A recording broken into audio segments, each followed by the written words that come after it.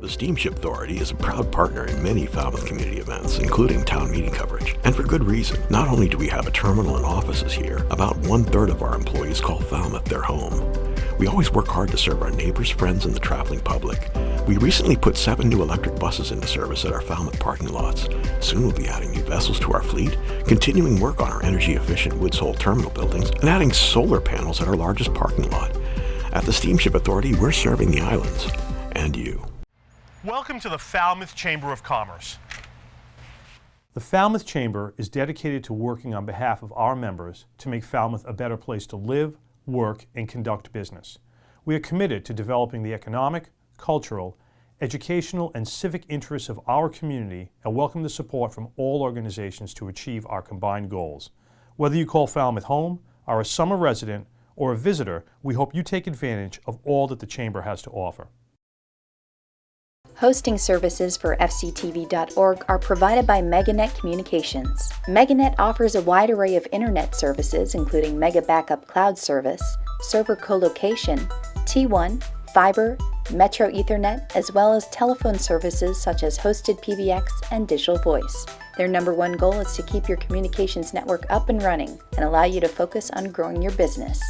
877-634-2638 or meganet.net. Order. I'm Bill Brown. I'm just opening the meeting this evening. I'd like to have you all join me in the Pledge of Allegiance, please.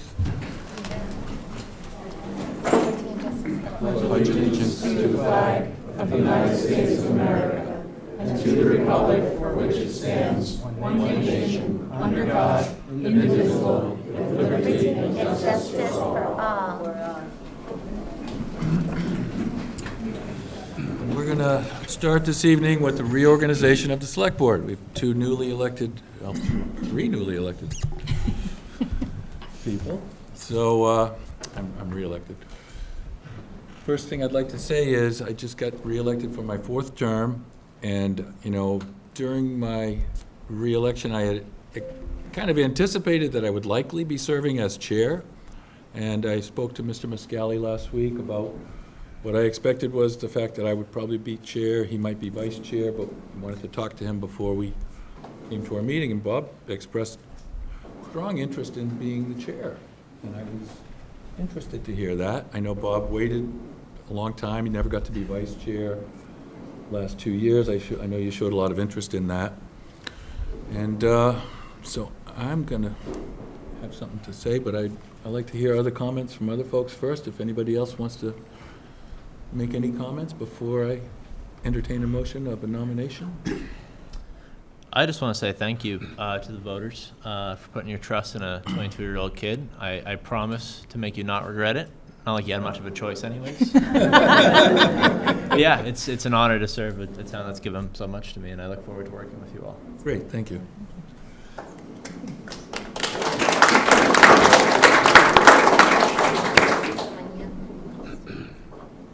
Did you want to share any other remarks? Anybody else? We can just jump right into I think I'm happy to jump right in. Okay. I would like to start off by nominating Bob to be chair. I will second that motion. All right. Will you accept that nomination? I would be honored to accept that nomination. All right. Thank you, Doug, but I want you and everyone to be right beside me as we go forward.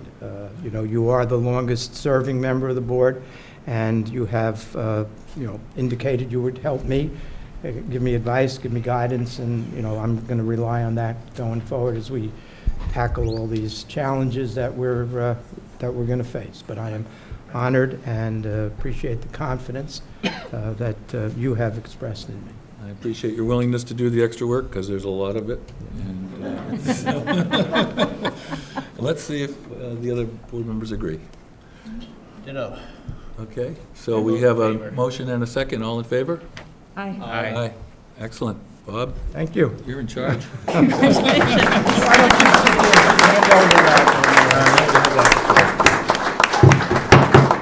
Yeah, thank you again. Give Devin one.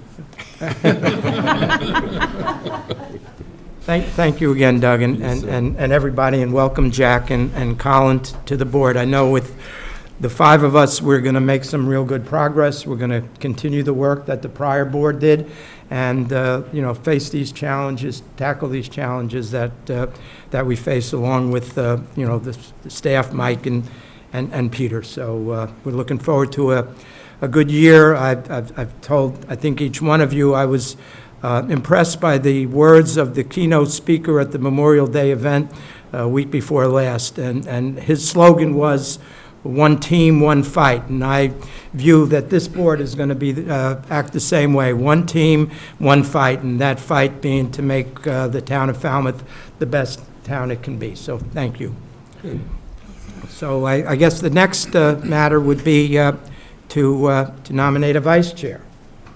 Anybody got any ideas?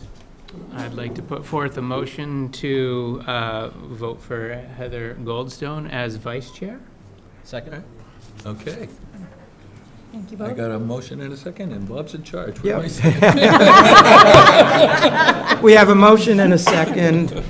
All in favor? Aye. Aye. Heather Goldstone, thank you very much. Thank you very much. Just a couple of housekeeping items. Please silence your cell phone. Notify the chair if you are making a video or audio recording of this open session meeting. The placement and operation of recording equipment should not interfere with the conduct of the meeting. Thank you, Devin. Okay, so we will proceed to recognition. I have one recognition that, and following on Memorial Day event, I wanted to recognize the great efforts of the Veterans Council, our veteran agent Jim Guzius, and Julie Cadigan for putting on a really wonderful Memorial Day event as they have in the past.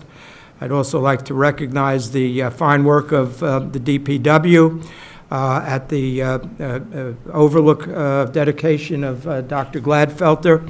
This past week, they were out there working very hard in the rain and bad weather to make sure it was in a very good condition, and they did that. So thanks again to Peter and all the DPW staff. So thank you.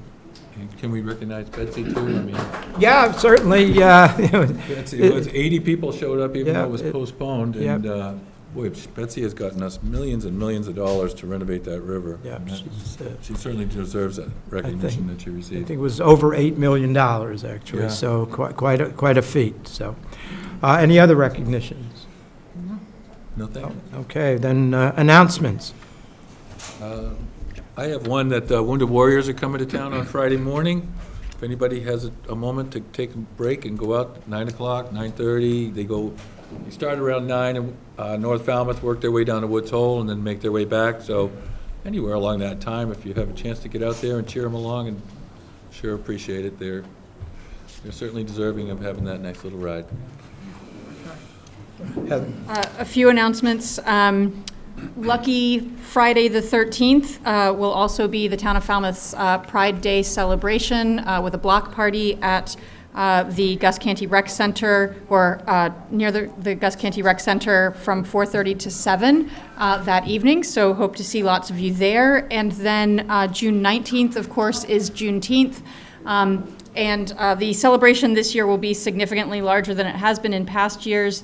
That's going to be from 1 to 5 in the afternoon. I'm looking at still a tentative slate of events, but music, ceremony, food samplings, hopefully some food trucks, educational activities, and some educational historical information. So lots of good stuff in that Juneteenth celebration on June 19th.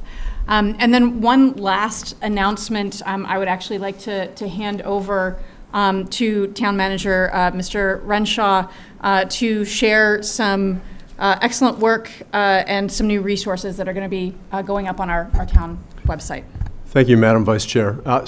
In light of some of the madness and things that we're reading in the headlines today in regards to immigration and ICE, I wanted to, in my opinion, and I think everyone is going to share this, the way to fight darkness is through light and education. So what we're trying to do, and I want to thank Vice Chair Goldstone for making the recommendation that we search out some resources, legal and otherwise, for folks in the community that might have need.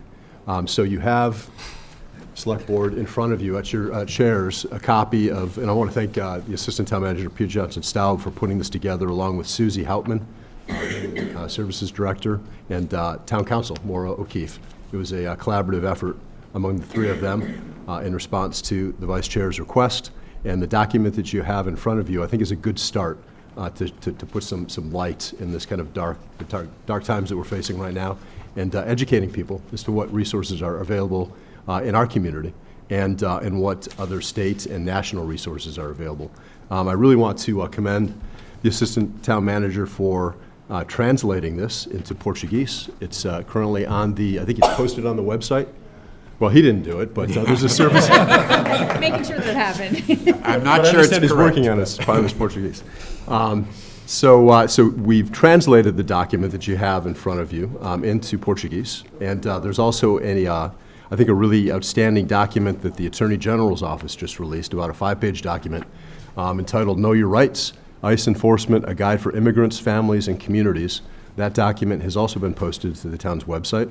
You can find it on the town manager's page, I believe, Yep. at falmouthma.gov, and if you go to departments, town manager. It's also, I think this particular Attorney General's office document is also posted to the homepage under the news and announcements section. So we'll keep that in a prominent place on the homepage so people can find it. But again, want to thank the staff for a collaborative effort putting this together pretty quickly, and we'll build on it. I think it's a good launching point and a good start as far as getting information and education out to the community. If I might.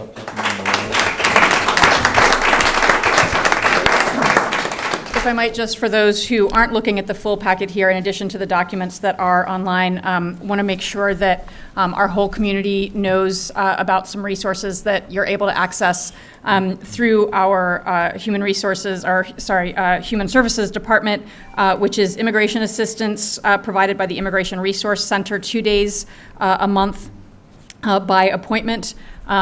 Relatively new, a multilingual social worker who is available at Human Services, again, by appointment. And just to reiterate, as was discussed at a workshop in February, that the town of Falmouth does not share information with federal agencies and do not ask for immigration status when someone seeks these services. Any more announcements?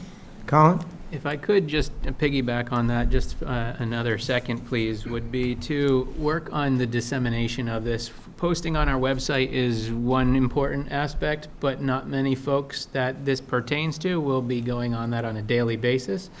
I think using a grassroots dissemination campaign would actually be good, hitting gas stations, coffee shops, Dunkin' Donuts, Cumberland Farms, places where the folks will be to get on the level. And across town would be very, very important, because a website's nice, but if you're not going there every day, and we all know that the website is intricate,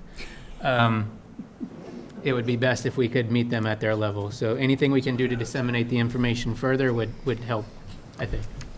Okay, thank you. And following up on that, many of you have probably seen the rather strong statement that Sheriff Buckley issued with respect to what has happened here in Barnstable County.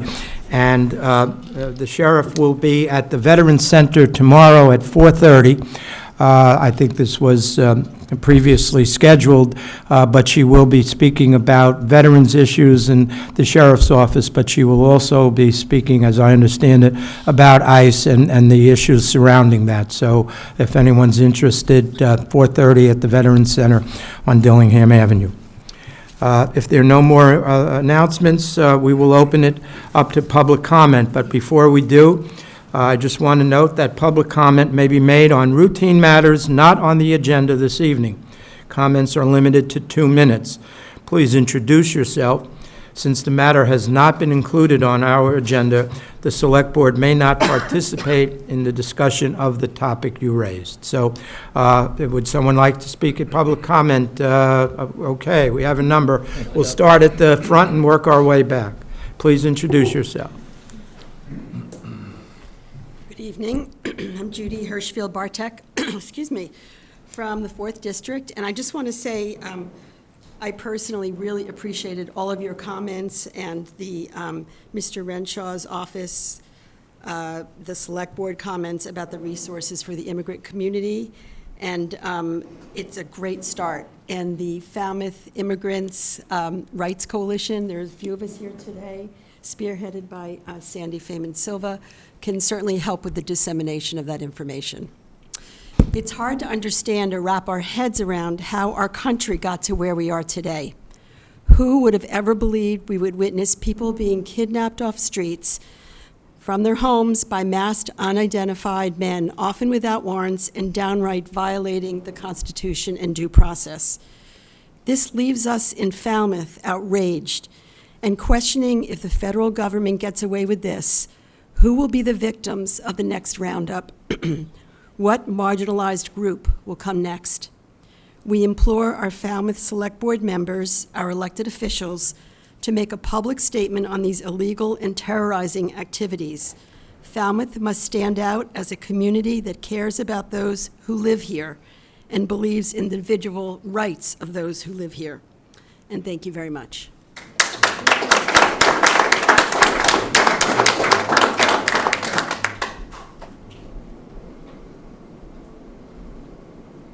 Hi, congratulations to the board for all the new elections and new members as well. My name's Jerry Lanson. I live in Falmouth, East Falmouth. My father was an immigrant and a U.S. Army veteran. Like many of your parents, your grandparents, your great-grandparents, I'd imagine, he helped make this a better and stronger country. Because, in fact, we are all descended from immigrants except for the indigenous people. My guess is that no one in this room can say just how many immigrants live in Falmouth today, nor do we know everyone's legal status. What we do know, however, is that they are neighbors and they're our children's classmates, and that they provide much of this community's foundation. They build our houses, they repair our roofs and driveways, tend to our yards, start businesses, service and restaurants, and take care of our oldest and most vulnerable residents. So I don't think we as a community, and I do commend the work that you're really moving quickly to do now, and I appreciate it, but I do not believe we as a community can stand by in silence as more and more Falmouth residents are snatched from cars, from their apartments, and the streets without due process, or as far as I can tell, any process at all. I urge you as our elected representatives to think about how you can craft a clear, direct, and forceful statement calling on federal officials to follow our Constitution, to stay within the rule of law, and to grant due process to all who are arrested. I think it's the least we can do as a community. I thank you for your time.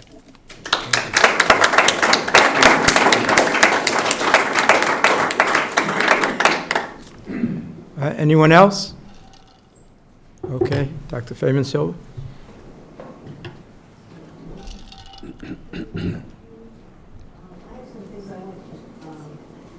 With you folks, we have a few copies, a couple for each, and Thank you. cards, cards. I do have a copy of cards in English and Portuguese, so I'm going to share them with the audience. I'm Sandra Feynman Silva. I live in Precinct 2, and I am the chair of the Falmouth Immigrant Rights Coalition. And we have been delivering a lot of materials to businesses, to NGOs, faith communities, all sorts of organizations in Falmouth. We are really working hard to raise people's consciousness and to mobilize people. Each day it becomes increasingly more evident that our government has been taken over by white nationalists, fascists, and oligarchs, bent on remaking our democracy into a sanctuary for the wealthy and well-connected. We cannot remain silent and paralyzed in confusion and fear.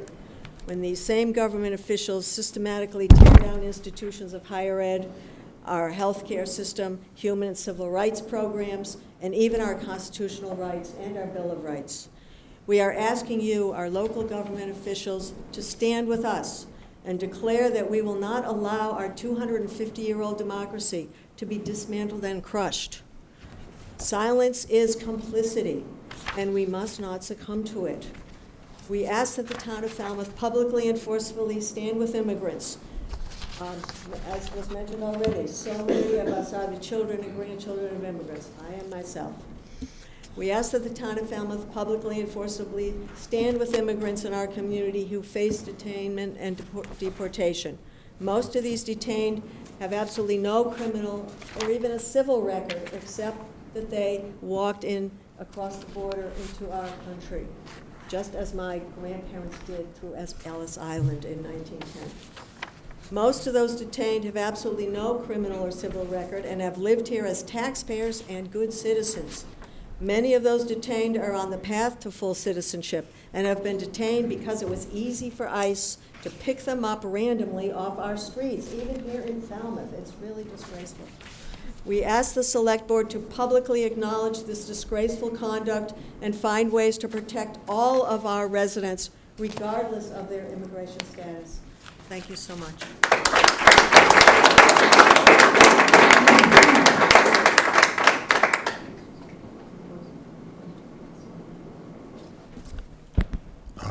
Malcolm Donald, town meeting member. I'd like to, it's a good segue with Mike talking about shining light on a dark area. As you are undoubtedly aware, the town is working with the Massachusetts Alternative Septic System Test Center to develop a urine diversion pilot project funded by town meeting approved citizen petitioner articles. Currently, the discussions and details of that planning process are secret. If urine diversion is to be accepted by the public and implemented in homes, comments and discussions by members of the public are very important. These town Mass Tech urine diversion planning meetings are not open to the public. There are no minutes taken, and none are made available to the public. Furthermore, the Water Quality Management Committee liaison does not give any report or details to the public at the Water Quality Management Committee meetings. Taxpayers are wondering what, if anything, is happening and at what speed. Some are even wondering what is being hidden. To instill public trust, better inform the public, and produce a better urine diversion project, I request our Select Board to instruct the town manager to restructure the urine diversion planning process by taking the following 3 actions. Number 1, make these urine diversion meetings public. Provide public notice of meetings and allow the public to attend. Take minutes of the meetings. Number 2, take minutes of the meetings and post those minutes on the town website. And number 3, instruct the Water Quality Management Committee liaison to the urine diversion planning meetings to provide a report to the public at each Water Quality Management Committee meeting. Thank you very much, and I hope you can put this into action.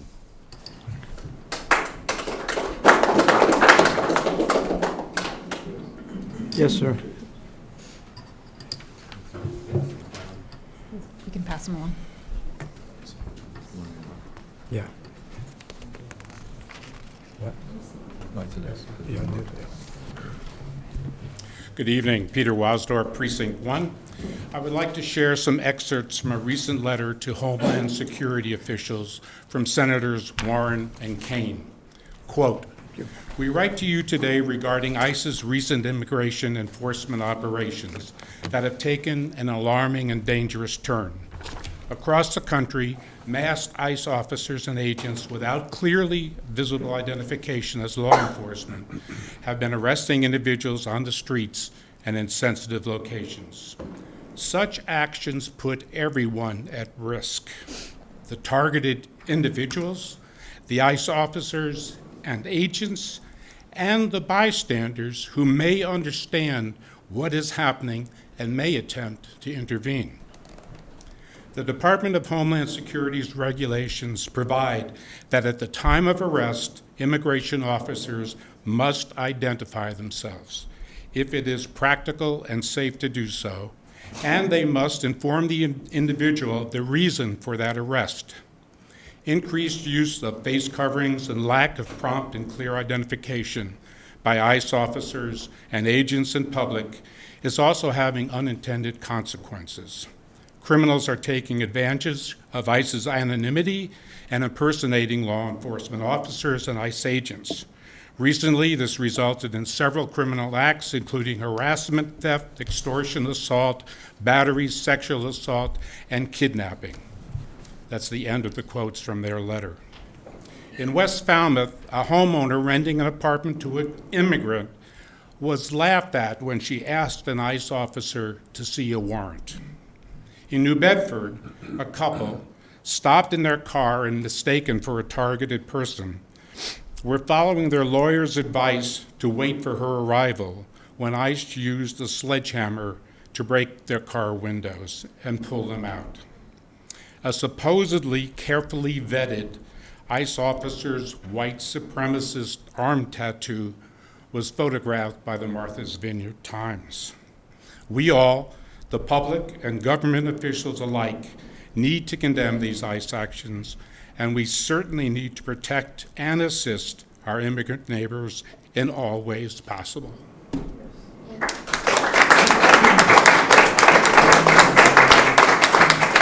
Yes, sir. Mr. Eisenberg.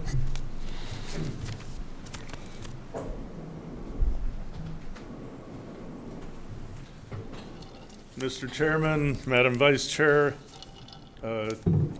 new Select Board members, old Select Board members, and my friends over on the town management side of the house. My name is David Eisenberg, and I'm not here to talk about fiber optic networks.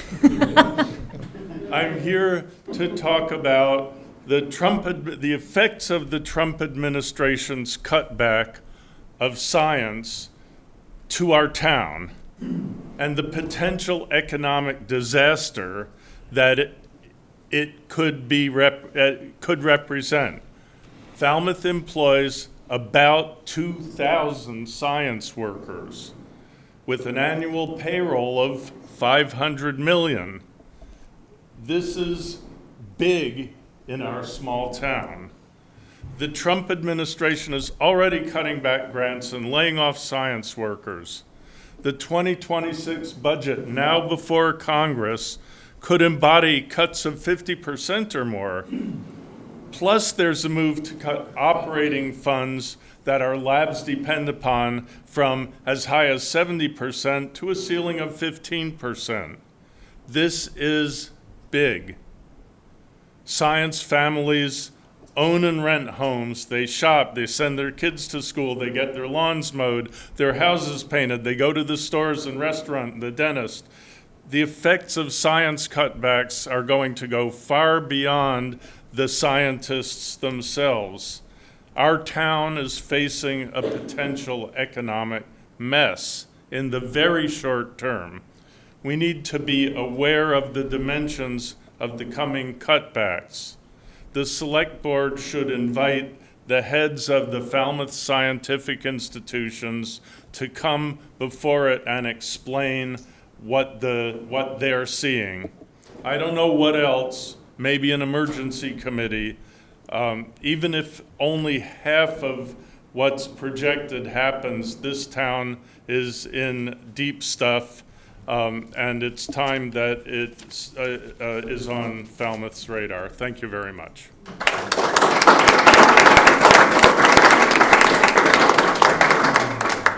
Okay, there being no more public comment that I can, oh, I'm sorry. That's okay. Go ahead. was just waiting for everybody else. Okay, you're being polite. Thank you. Good evening and congrats to the new members and your appointments. Raquel Russell, Town Member, Precinct 4. I would like to preface this by saying I did reach out to the school district for clarification and guidance on the matter about to discuss real quick. And as of today, there's been no response or even acknowledgement to engage in a dialogue or anything regarding my concerns. I'm here tonight as a concerned resident and taxpayer regarding the recent hiring of next-level OPM by the Falmouth Public Schools for a capital improvement project. During the January 23rd, 2024 school committee meeting, Paul Dart notified the school committee that Left Field was awarded the contract as the owner's project manager, the OPM. This past February 2025, Next Level OPM put out the work contract out to bid on the open market. Next Level OPM was never part of the original interview process, and the school committee was never informed of the change in OPMs. Next Level OPM was not even one of the 3 finalists interviewed. Left Field, Jacobs, and Vertex, who I think is the Hatchville station, were the 3 finalists. There does not appear to be a qualifying exception where Next Level would lawfully be awarded the contract. Procurement laws are strict and well-defined related to subcontracting any parts of a contract to another firm.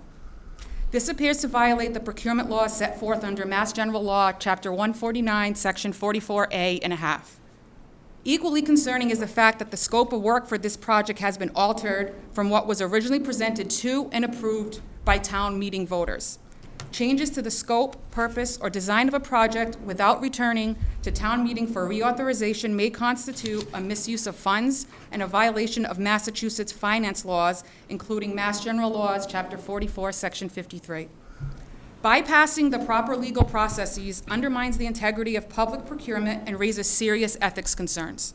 I would appreciate a written response outlining how the Select Board and/or Town Manager's Office intends to address these concerns. And I left you more details in the little packet there. Thank you.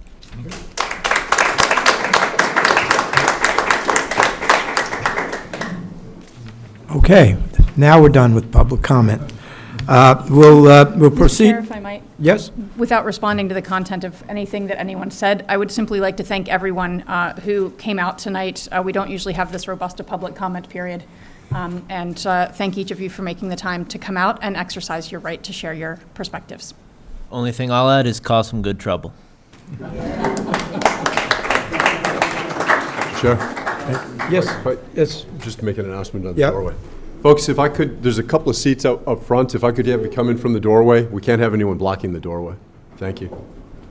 A couple of seats up front, 4 or 5 that I see, and then some in the back. Thank you. Okay, thank you, Mr. Town Manager.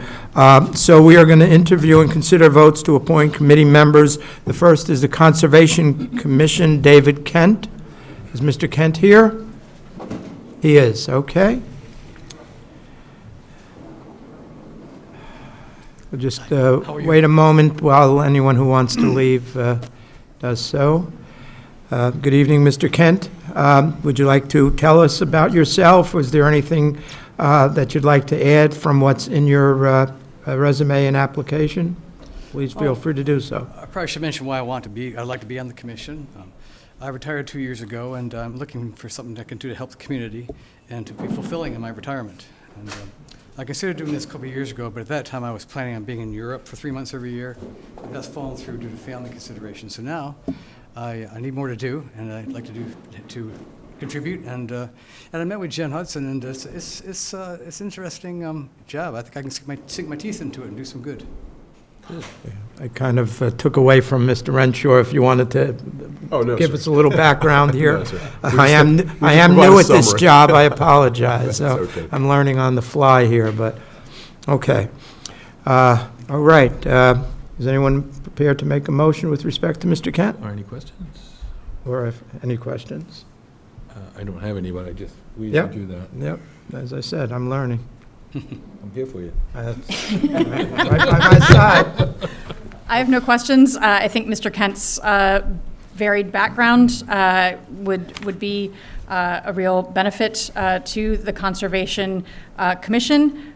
He comes with some great recommendations as well, and so I would be happy to move approval if I can get back to the actual Move to appoint David Kent to a full-time member position on the Conservation Commission with a term that expires on June 30th, 2026. I'll second.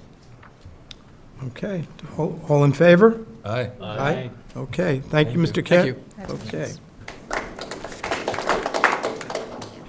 We have Mr. Paul Scudder applying for the Energy Committee. Good evening. Thank you for having me.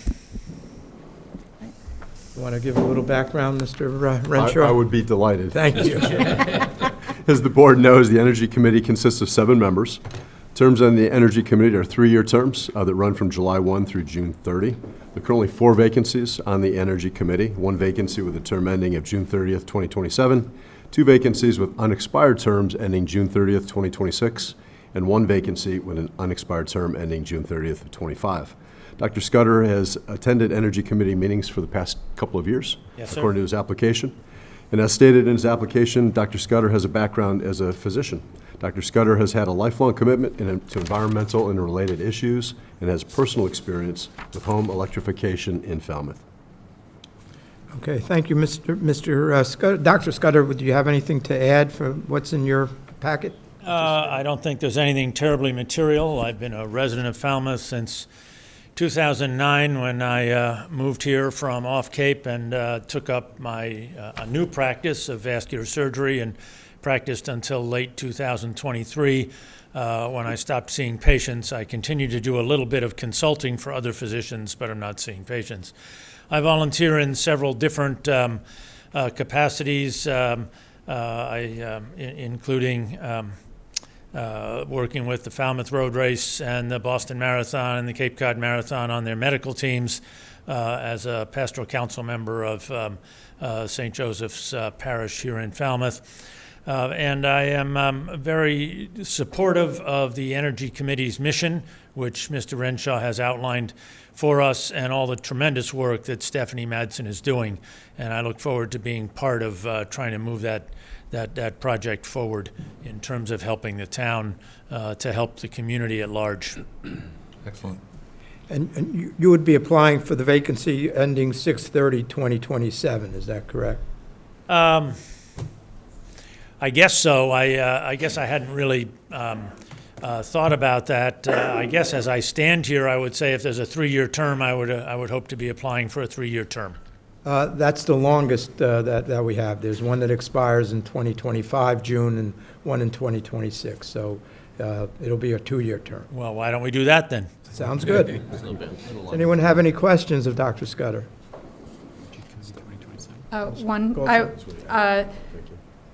First of all, similarly a fan of Stephanie Madsen's work, and very impressed that you've been attending meetings for 2 years without even being a committee member. So that's excellent. I'm curious whether you draw a connection between your profession as a physician and your interest in environmental issues. Well, I certainly do.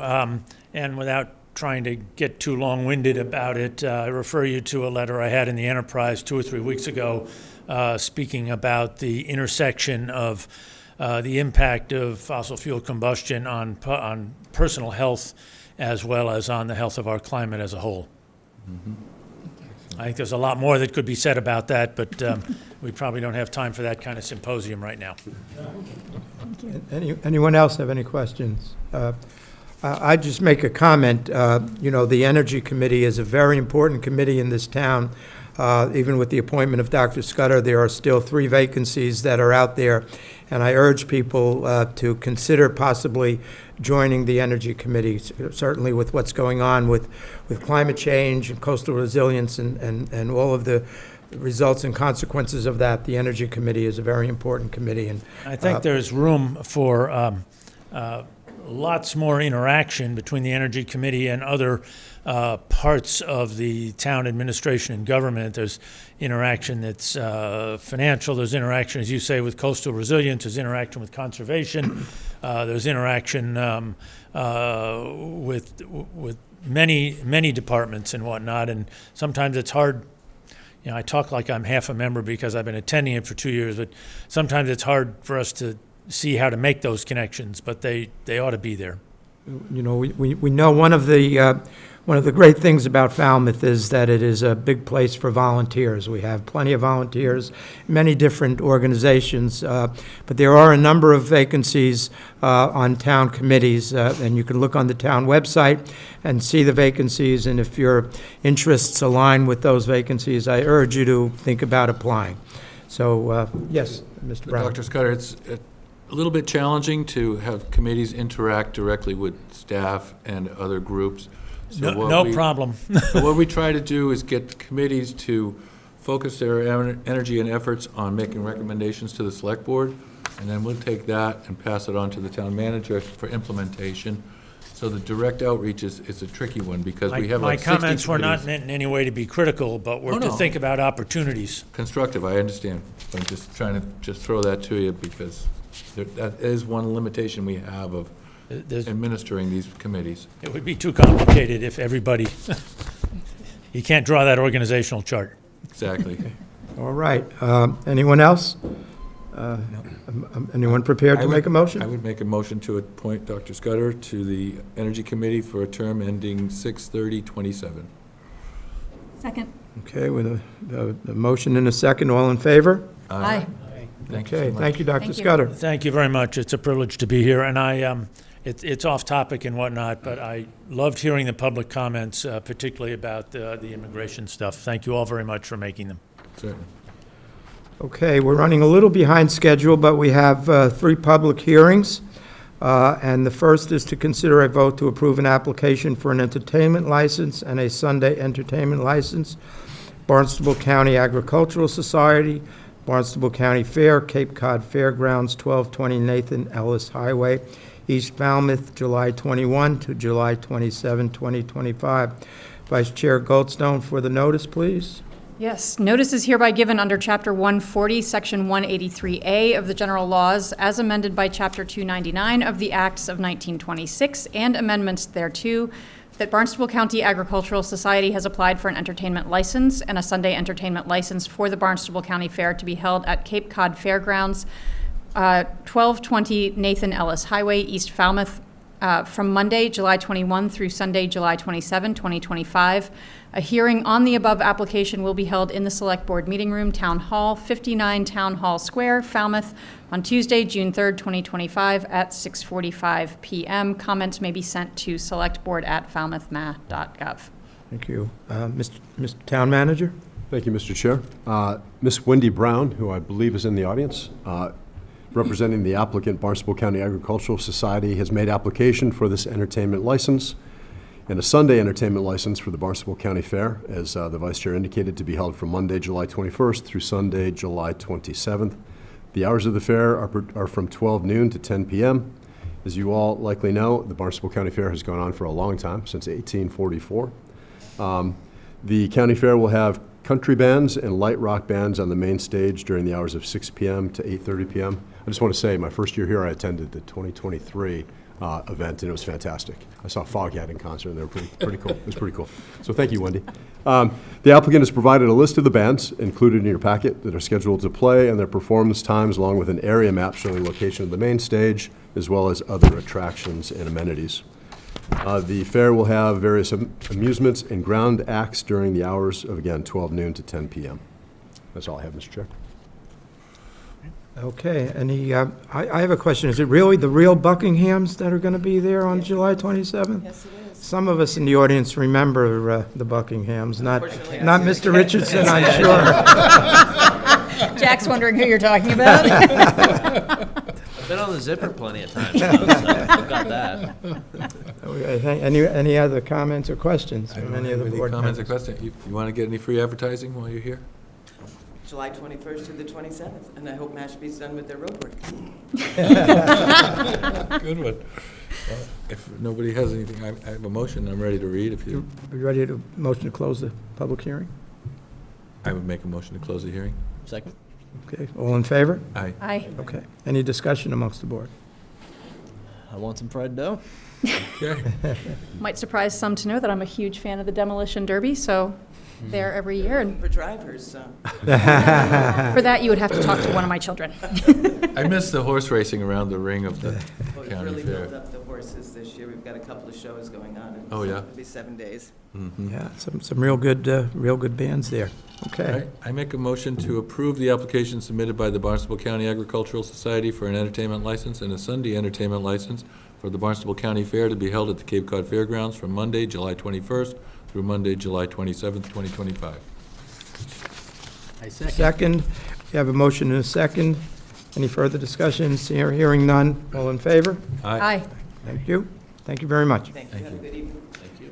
Okay, our next public hearing is to consider a vote to approve the application by Falmouth Oriental, Inc., DBA Asia Restaurant, for an all-alcoholic beverages restaurant license and common victualler license to be exercised at 452 Main Street, Falmouth.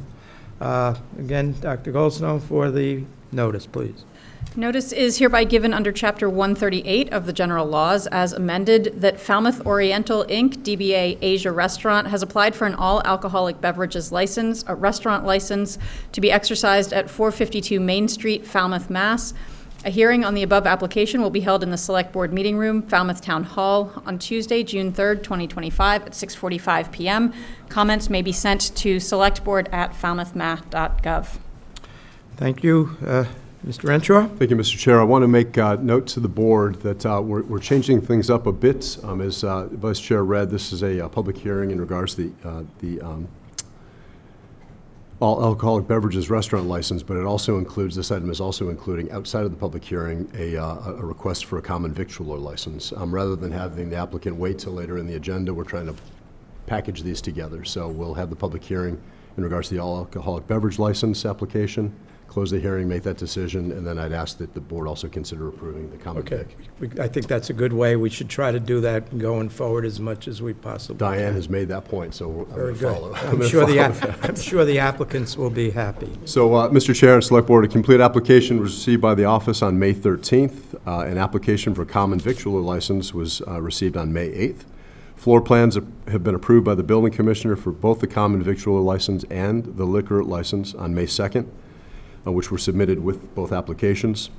No changes to the previously existing floor plan had been made. Abutters were sent a copy of the public hearing notice as required back on May 21st. Proof of this hearing notice that was scheduled to be advertised on May 23rd edition of the Enterprise was received by the Select Board office on the 21st of May. A food service establishment permit was started with the Health Department, and a certificate of inspection started with the Building Department. Both those departments, as well as the Health Department and the Building and Planning Departments have reviewed the application and have expressed no objections to its approval. And proof of liquor liability insurance will be available upon final approval by the ABCC. So the final liquor license will not be issued until that proof of liability insurance is provided. That's all I have, Mr. Chairman. Thank you. Please introduce yourself. Yes, hi, good evening. My name is Wei Jia, attorney representing the applicant. All the details in the package, I just want to add one thing. Along with the common victuals license, there's also an entertainment license in the package that was also before the board.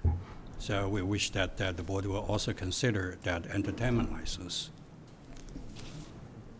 If I have that. It doesn't matter, it's not on the agenda. It's not on the agenda, so we can't act on it. Yeah, so Mr. Chair? Yeah. Checking through the packet, it's not posted in the agenda, so I don't think we can take action on that tonight. We can certainly work with the applicant later on the entertainment license portion of it, but that's not in the packet and is not part of the agenda. So unfortunately, we're not in.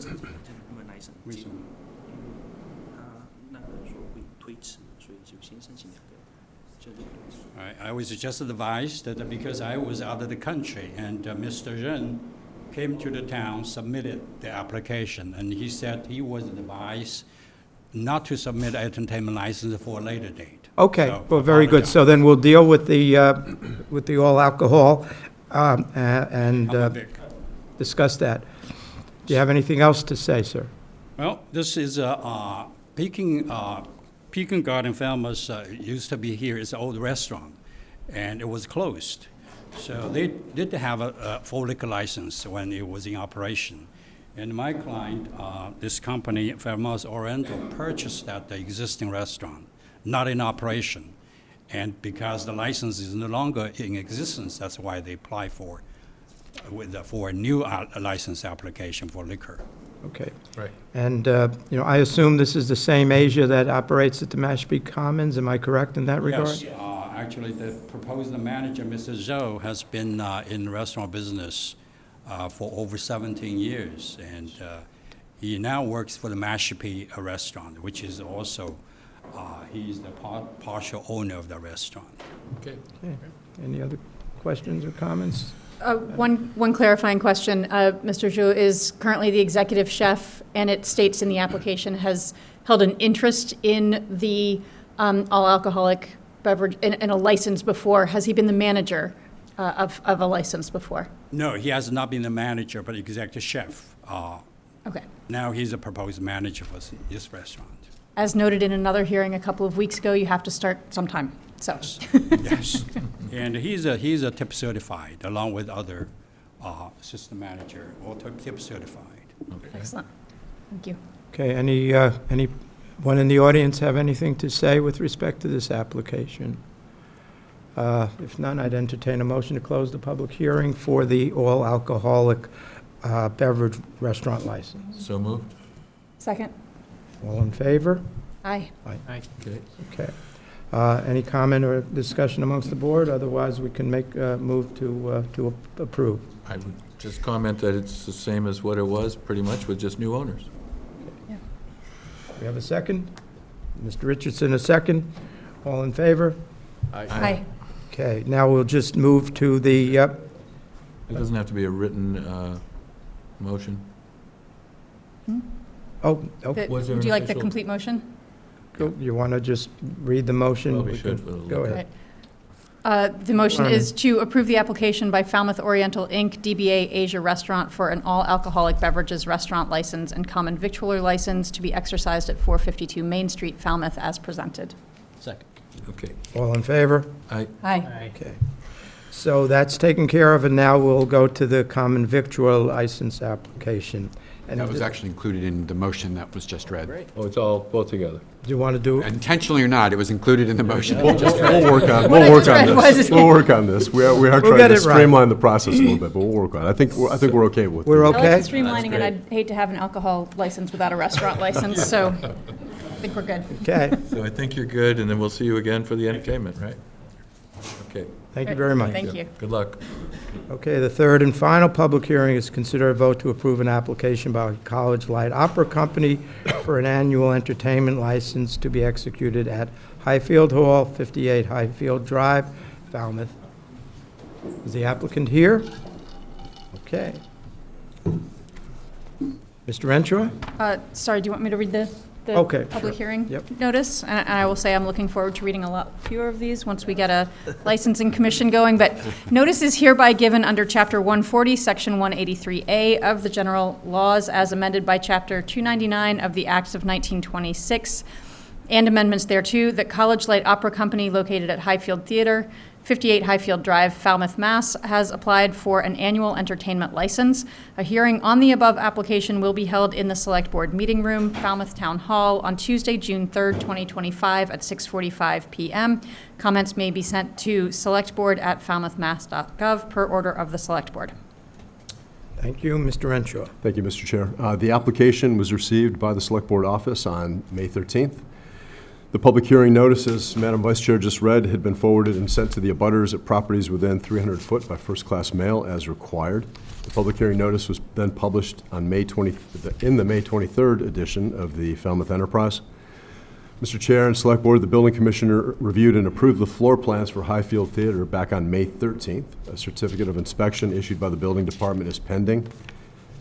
As of May 22nd, for Highfield Theater, 58 Highfield Drive, I understand that certificate of inspection has been issued.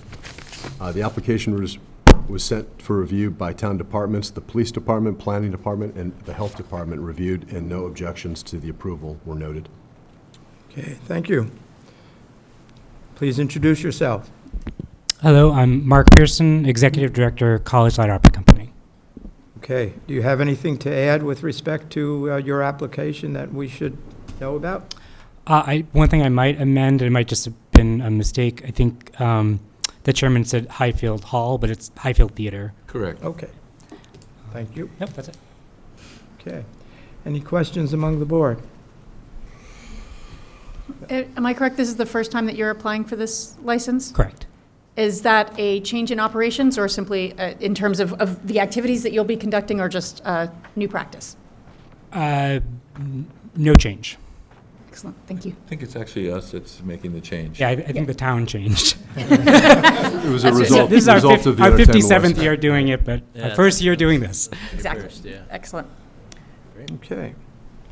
I was about to call you Madam Chair. It's a little bit ingrained. I'm going to have to work on that. We're all learning here. Go ahead. I would move approval of the application by the College Light Opera Company for an annual entertainment license to be executed at Highfield Theater, 58 Highfield Drive, Falmouth, as presented pending completion of a 2025 certificate of inspection. I think we'd need to close the We public didn't hearing. close the hearing. Sorry. Oh, that's, yes, I'll sorry. motion that we close the hearing. There was no public comment, right? Was there any public comment? We didn't see any, so we will entertain a motion So, to close the so public moved. hearing. Second. Okay, all in favor? Aye. Okay, we will not need to read Vice Chair Goldstone's motion, and anyone prepared to vote on that? Second. Okay, Okay. all in favor? Aye. Aye. Okay, thank you very much. Thank you. Okay, that concludes our public hearings, thank goodness. Now we will proceed to the business section of our agenda. The first matter is to consider a request from the 250th Anniversary Task Force to install a pink granite stone with a 250th Anniversary commemorative plaque at the Falmouth Heights Waterfront Park. Mr. Renshaw. Thank you, Mr. Chair. It's hard to believe it's been a year. So on June 3rd, 2024, the Select Board voted to establish the creation of the 250th Anniversary Task Force with the intent to plan and coordinate activities that encourage, educate, and celebrate the 250th anniversary of the Declaration of Independence. On April 18th, the task force contacted the Select Board to seek approval of a request to install a pink granite rock with a plaque commemorating the Battle of Falmouth, which you see before you on the monitor screen. At Falmouth Heights Waterfront Park, the DPW, Department of Public Works, has provided the task force with the granite stone and will assist with its placement in the park if the project is approved by the Select Board. Once installed in advance of the July 4th, 2026 anniversary, the task force, as I understand, plans to host an event to unveil the granite and the plaque. That's all I have, Mr. Chair. Okay, thank you, Mr. Renshaw. Mr. Ripley, Thank you. please introduce yourself. All right, good evening. We are your town 250th committee. Bob Ripley. A couple of members. We have Carol Rinaldi, we have Tamsin George, and we have Peter French here. And so I know some of you attended the kickoff event that we had that very cold and windy night. And what started out as a large crowd kind of dwindled as the evening went on. But you know, we're looking to do a couple of things over the next year, and this is one of the things we thought we would do. And this is the plaque, and the logo has been designed by Karen. And I want to show you the, if I do this right, there we go. So this is with the help of Peter. This is the stone. This is a pink granite. The neat thing about this is that this was actually quarried out of West Falmouth. So that's the nice piece about it. And we also, up in the East Falmouth Library, we used a series of these rocks up there. Also, the Coonamessett Riverway has a fair amount of these. So that's a piece that we went searching for one day. And where we would like to put it is up on the Falmouth Heights. There is a section there now as you're up in the hill on the right that has a platform that hopefully you're all familiar with. And Could you tell us where are you thinking of? It's not really clear. I didn't see any locus when I was looking in the packet. Let's see. Let's see if that shows it. Okay. Probably use the cursor to the mouse. I think this is the park. This is the park here, just adjacent to the restaurant. Is that Right. with the plantings? Yeah. That's the area right there in that corner. Okay. So we chose that area because part of it, the Battle of Falmouth, which will be, talked about in really a couple of years from now, is really out over the water, the harbor. What we didn't want to do is we didn't want to put this down on Surf Drive, and the thought that it may disappear in a couple of years. So the idea is that it could, for another 250 years, it would be safe and sound up on the hill there. So that's our plan, and as Mr. Renshaw said, the plan would be is that we would have a celebration really to, dedicate this stone once it's all done. We have the monies for it, and we're working with a local company here that we would have the plaque done. So I'll go back to the plaque.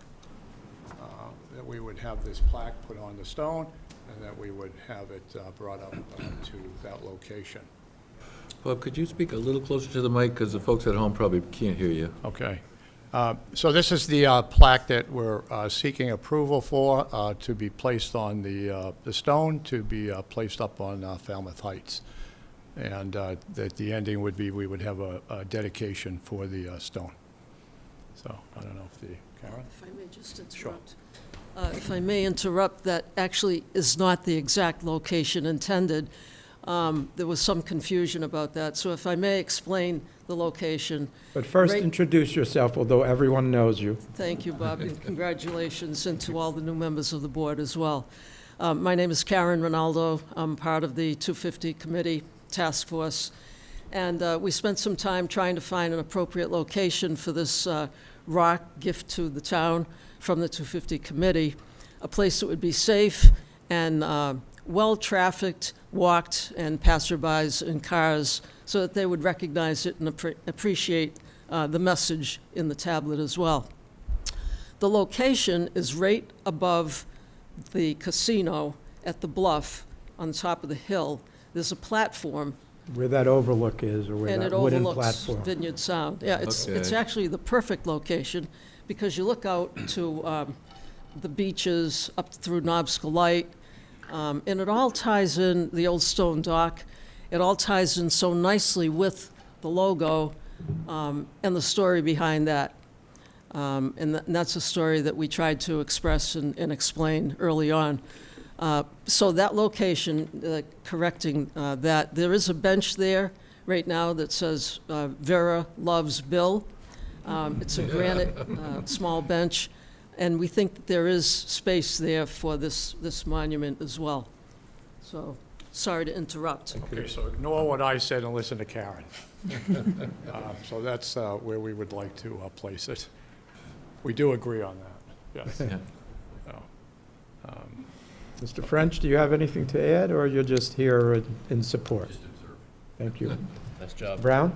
I really like the logo, and I like that you've included the young Slocum boy rowing over to warn us about the impending attack. That's really nice. I wonder, would you be thinking about a kiosk to go a little further to explain what this is all about? well, one of the things that we're going to be back here, we think, in a couple of weeks, to present a series of banners that, again, would continue with the 250th, and they'll have certain sayings on them, and then also we're going to continue to do some additional as we go into the next year, because this is the year, 1775, 2025, and next year, 2026, becomes really the signing of the Declaration. Right. And then again, for Falmouth, a couple of years out really is the battle. So we're going to be talking more about this really over the next couple of years, even though our term ends on 12/31/2026. No need to extend it, we're good. But, we'll be doing more projects for that. So yeah, it will be more about it. Okay. Thank you. Any other Mr. questions? Chair, just if I could real quickly. Sure. I also think, based upon the location Karen illustrated, that's a great location. I just wanted to ask DPW Director McConerty, any concerns with that location at that site in terms of placing the stone? I'm not as familiar with that particular site. I just wanted to get confirmation that there were no issues. Yep, no, we'll be able to accommodate All right, okay. that location. Okay, if anybody in the public have something to say, any comments or questions? If not, I'm going to exercise, since I've been very involved with this committee, it's been a very hard-working task force ever since it was started. It meets regularly. I'm going to make a motion to approve the 250th anniversary task force installation of a pink granite stone with a 250th anniversary commemorative plaque at the Falmouth Heights location as presented by Karen Rinaldo. Second. Okay, we have a motion and a second. Any discussion? Hearing none, all in favor? Aye. Aye. Thank you very much. Thank you. Thank you. See you in 2 weeks. Okay. All right, our next matter is consider a request from Pastimes Golf for a variance to sign code, section 18430D, 1A, movable, portable, or mobile signs for the placement of a mobile sandwich board style sign at 310 Dillingham Avenue. Please introduce yourself, sir. My name is Mark Jones. I'm the owner of Pastimes Golf. Okay. Want to tell us a little bit about what it is you're intending to do? We got an approval in 2023 for a sandwich board sign. This is my fault, but I didn't realize it was just a one-year approval. So we're coming back to get an approval now to keep the sign out. It's a sandwich board on Dillingham. You might see it when you're driving by. It kind of gives us, it's really important to the business because it gives us a little bit of visibility because we're set back a little bit. It kind of just explains what the business is about and kind of catches someone's eye driving by.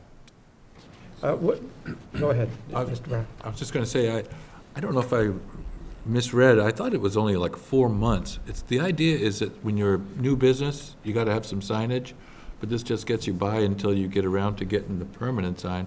Are you sure you don't want to consider something more permanent? I mean, actually, I was going to mention the same thing because I thought when you came to the board originally in 2023, it was with an intention to have a permanent sign. And I think following up on Mr. Brown's suggestion, Yep. Rather than coming back every year and worrying if it expires, you may want to consider something more permanent. Well, the only thing is the landlord, we have a permanent sign there. We have a very small space at the bottom, very tough to see. And we talked to the landlord about expanding that permanent sign, but she wants to keep the same. So it's tough for us because it doesn't really pop out. We're not a storefront where someone walking by, so. I see. Anyone else have any questions or comments? Anyone in the audience have any concerns, questions, or comments? If not, someone prepared to make a motion? Yes. I'll make Mr. the Reed? motion to approve the request from Pastimes Golf for a variance to sign code 184-30 D1A, movable, portable, or mobile signs for the placement of a movable sandwich board style sign on its premises near the permanent signage at 310 Dillingham Avenue for a period of 1 year. Second. Okay. Second? No discussion, all in favor? Aye. Aye. No. You're voting no. No. Okay, 4-1? Yes. Okay. You want a permanent sign? Yeah. All right, thank you. Thank you so much. Okay. Matter C, consider a request from the Falmouth Art Market for a variance to sign code 18432, off-premises sign for the arts market to be held on Thursdays from 6/26/2025 to 10/9/2025. Again, Mr. Renshaw. Thank you, Mr. Chair. The Falmouth Art Market is requesting of the Select Board to place signs weekly on Tuesdays before the weekly Thursday markets, and has committed to removing the signs on Thursday evening after the event.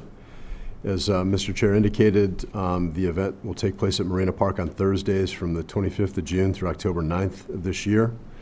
The lawn signs measure 18 inches by 24 inches for a total of 3 square foot surface area, and the sign is within the sign code, therefore. The applicant has provided a list of those locations and included in your packet, and a map and a picture of the sign for illustrative purposes. And that's all I have, Mr. Chair. I don't know if the applicant Thank you. The applicant, please step to the podium and introduce yourself. Hi, thank you for having me here. My name is Diane Precourt, and I am a representative for the Falmouth Artisan Market for the 2025. I took on job of putting the signs together, and the formal letter to Diane Davidson, Select Board, and got help with creating the map for the locations of the signs. We'd like to have the signs yellow this year as to pop out a little bit more, and with black print on both sides. We did just, it went to vote, so the hours that I think I listed the hours of the market here. We're going to change the hours that the market is being held. Instead of 11 to 5, it's going to be 11 to 3 in coordination with the Falmouth Farmers Market. So they're going to be on one side, we're going to be on the other side of the band shell. Okay. Any questions? Ms. Golso? Yeah, I'm curious, given it sounds like you've been in coordination with the farmers market, at least about the timing, whether there's been any conversation about maybe also sharing signage, so that there's not two sets of signs all over town 3 days a week for the entire season. Just curious if you've considered that with them. I don't think that was considered, yeah. Okay. Maybe something, not a requirement, maybe something to consider in the future. Yeah, future, yeah, because this is the first time we've, for the past 2 years, we haven't done it on the same day as them. In years before, we were on the same day with a different time frame as well, yeah. And these locations are the same locations you've had in the past, or you've added? We've added 5 locations to get more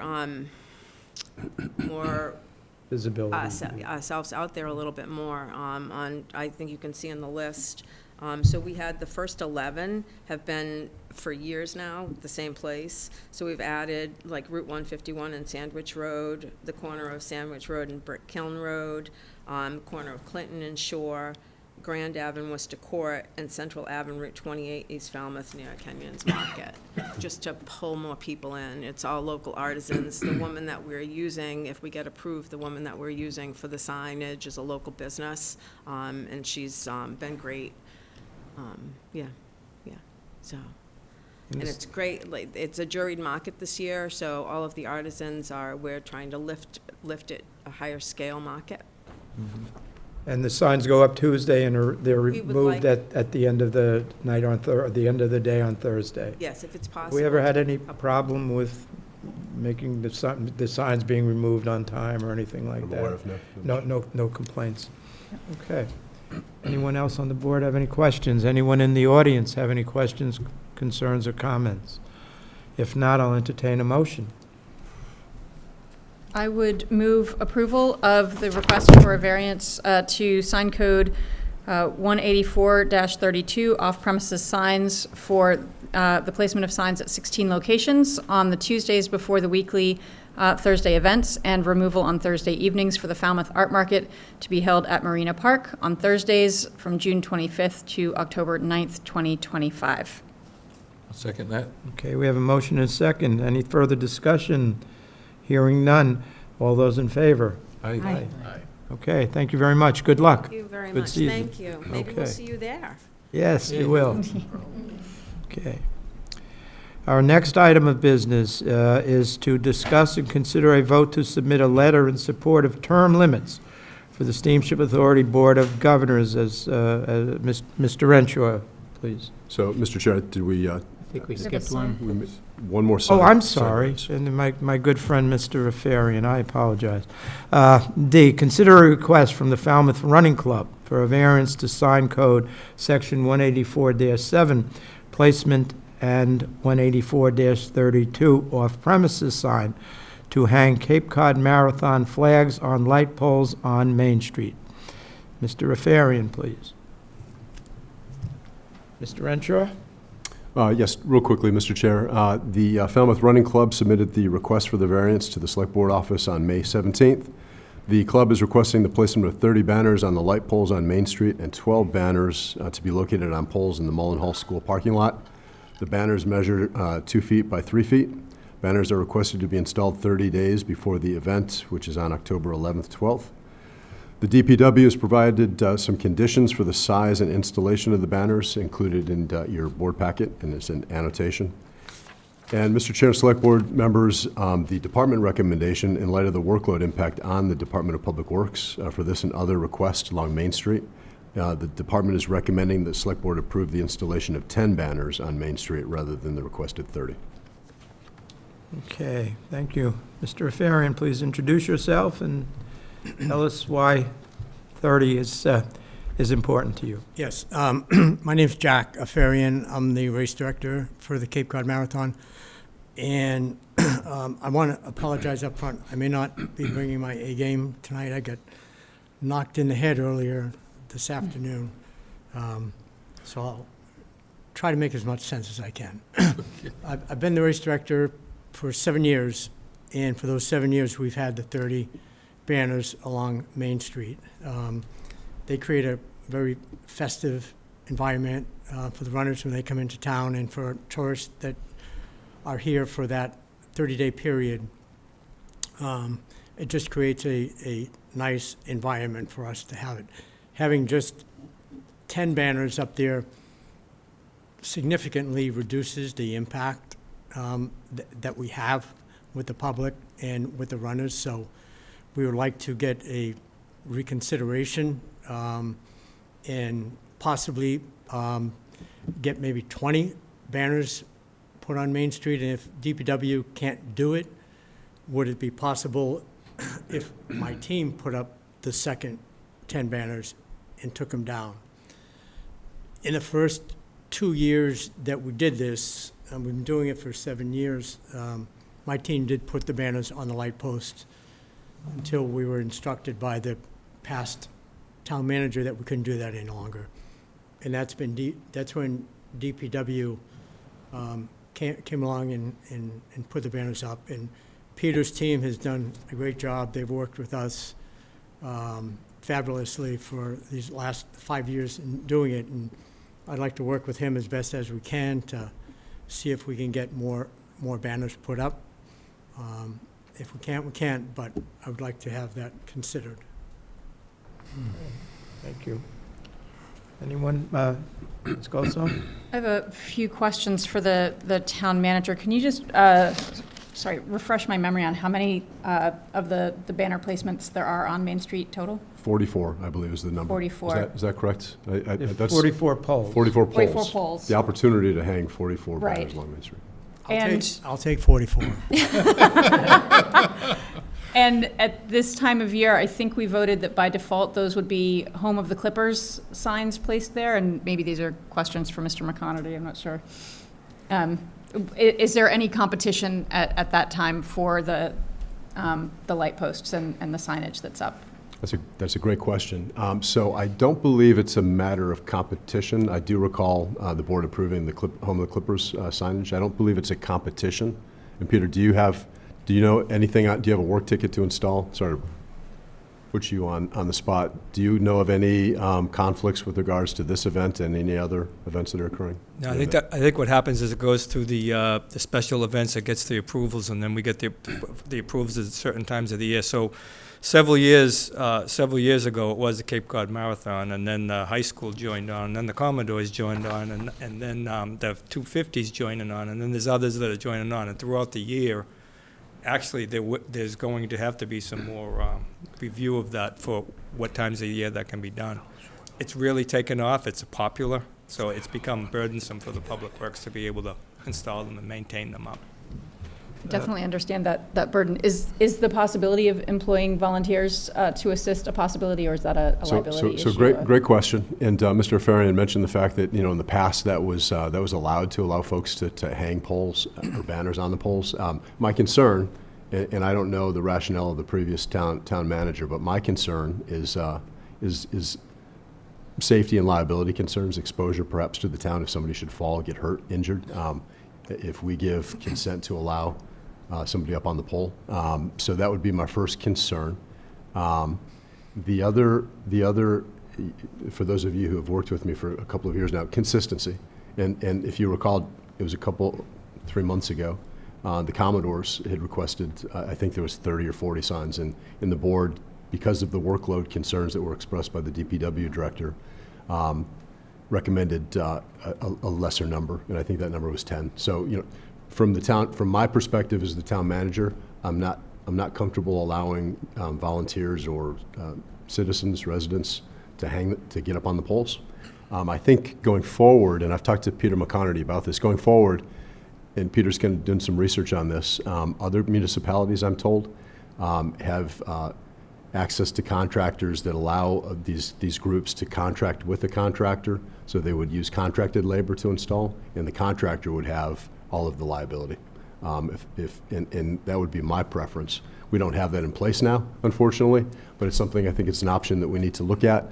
Because again, in addition to being consistent, and the board approved, I think it was 10 signs for the Commodores a couple of months ago, I do feel like there's an impact. This time of the year is a busy time of the year for the Parks Division, and they have, and Peter can speak better to this than I can, they have a lot of maintenance responsibilities.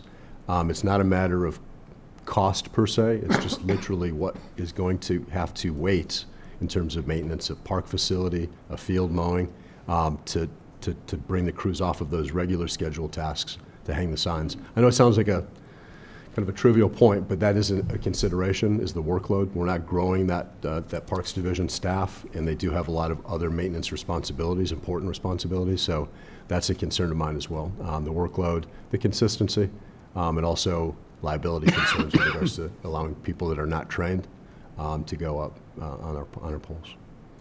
If I could, I did hear from somebody about the Commodore signs, and it was a business owner who had sponsored some signs, and they had already been paid for and already been printed, and they're not inexpensive. And the person said, geez, we just found out that we only got approved for 10 signs. Is there anything we can do? And I said, unfortunately, it's already been voted. I don't think we can backtrack at this time, and I'm sorry to hear that you already spent the money. I wouldn't be surprised if you've already, Mr. Afarian, if you already solicited these purchases also? Right, so it's a tricky one, because it would have been great if they knew not to print them, but we're putting them in a tough spot. Are they not the same ones that were used last year? No. We have new new sponsor this year. Shipwreck is sponsoring our event, so we get new pole banners for them.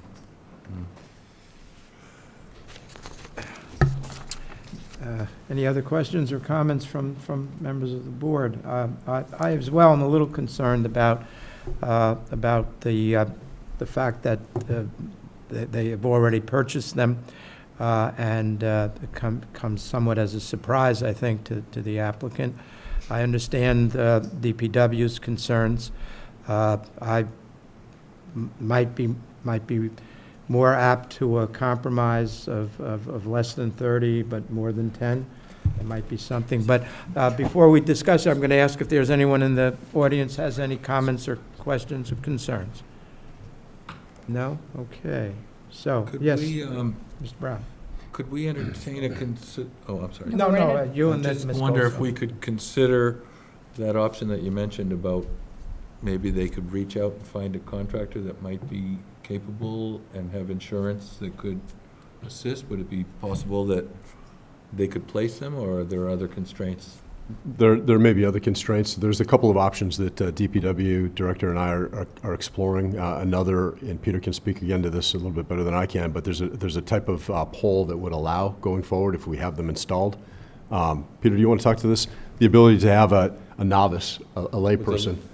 Yeah, raise the pole and it sets it at the required height, so that they're not dragging or obstructing passersby. Peter, you want to talk to that option?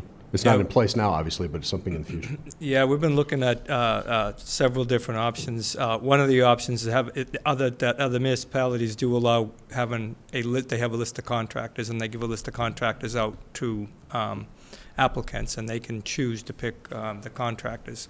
We have not gotten to a point that I think there are several around the area, Mashpee and around the area. One of the other options was banner poles, where the applicant can put them up themselves, or a banner pole that actually has a pivot at the bottom, the peg at the bottom. You drop it down, you put it up. No one's on a ladder. Another item, and that item with the banner poles is to have them installed in certain areas in town outside of the light poles, so the banners would not be on the light poles. So these are the different options we're looking at. We're also looking at the possibility of having signs or some type of banner on the town green fence, around the whole green fence coming into town. You'll be able to see that on all three sides. So there's 3 different options we're putting together right now. It's not completed at this time, but we saw the need of this last year when it was starting to ramp up, so we started researching into it. And I'm working with the park superintendent, Jeremiah Pearson, on what can we do to be able to alleviate it. It is a nice thing. There are other towns that do it. When you go into a town and you see these banners, they are welcoming. So it's how we're able to install them up. Do you have any idea when you might have something in place that might be utilized?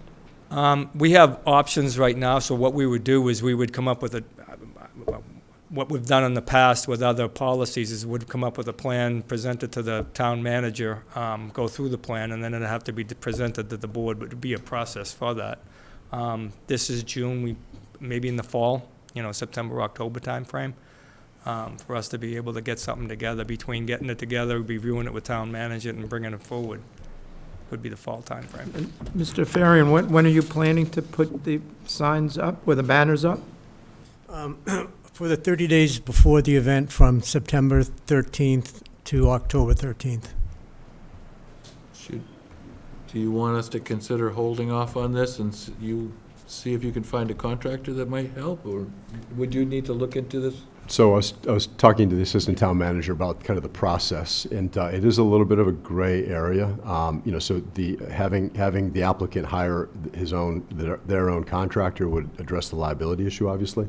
I would just want to make sure that I could coordinate with the DPW director, that the contractor is aware. We don't have a process built yet, so I'm always a little bit leery of launching into something like this. The intent is great to try to accommodate, but without having a process. So we just have to vet the contractor, make sure the contractor was aware of our requirements, the minimum height requirements, so that we could check all those boxes. I think we could put it together and meet Mr. Farian's timeline. But That would be great. And the other thing I wanted to mention, I don't want to get too far down this rabbit hole, but Peter did advise me there are a couple of days where there is a potential conflict with the schools, provided the school department makes application for the same period. There would be a couple of day conflicts, so we'd have to be wary of that as well, in terms of the number of polls that would be available. Or maybe some more sharing thing, I don't know. Did the school request the full? We don't have the yet. application in yet, but assuming they go forward with similar dates that they did last year, there may be a conflict of a couple of dates that conflict with Mr. Farian's. Yeah, just like to say, last year we worked with the school department and with the Commodores, and the Commodores would have theirs up a certain time, and then the school would, and then we would. And we left the brackets up on the light posts so that it would be easier for Peter's team to put them up, instead of taking the brackets down for the Commodores and then put them up for the school, and take them down and put them up for us, but. Well, I think the brackets Whatever. stay up, right? Brackets stay up, it's just the flags that change. The brackets used to stay up. Oh, really? Yeah. The Commodores had theirs and we had ours. Oh. And we worked with the Commodores and the school department and decided, yeah, let's just keep. I didn't realize that. I thought the Veterans Department bought those. I guess I misunderstood. No, those are for the flags. Oh, these are different? Yeah, these are You different. don't use the flag holders? No. Oh, These are okay. different. Yeah, I think, just beyond, Mike, I think what it is, there's been more applicants, so there's been more activity on the polls, and that's why now they're starting to share to keep those up, so to save on the labor time of it. There's more applicants coming in for the banners. Right. So, Mr. Chair, so again, sorry to drag this out a bit. So was talking to the assistant town manager, and we're confident, working with Peter McConerty, that we could put in town council, that we could put together an outline in time for perhaps the June 30th select board meeting that would address the liability concerns. The contractor would have to produce a certificate of insurance, right, that would cover the town in the event of any damage or injury to anyone involved. So let us I'd recommend that the select board table this request. I don't think June 30th is going to put Mr. Afarian behind That'd be no problem. the curve. Okay. No, And then I- we bring it back. I think that's a good solution. Glad If you it's came okay early. with you, Mr. Afarian, yeah, we'll table this, and we'll await the town manager's outline. Yes, Ms. Goldstein? First of all, I appreciate, Mr. McConaty, your foresight in anticipating that there would be more of this, and very much agree with you that the banners, the flags are a great addition to Main Street. Love being able to see the events that we have and essentially share messages of pride about our community in that space. Seeing this application for some reason was the first time that I realized that the application process was for a sign variance for off-site signage. And I don't know, as we're looking at our processes for how we take applications for what might be in those places, if we could even establish this as essentially a standing signage position where people are just applying to have essentially have their message be there, right? That it's to reduce some of the administrative burden as well in terms of who has a banner, who has signs on Main Street, and figuring out this process to streamline so that it's not such a burden on the town is something that I think is important for us to figure out moving forward, not just on a single case basis. But I do appreciate very much, Mr. McConaty and town manager and assistant town manager, your flexibility in and willingness to work this through on the fly. So. All right, well, thank you. Thank you, Mr. Farian. We'll just table this and let you know what's going on. Okay, and thank you for your consideration here, I appreciate it. Thank you. Thank you. And you did very well, notwithstanding the bump on your head. so. Thank you.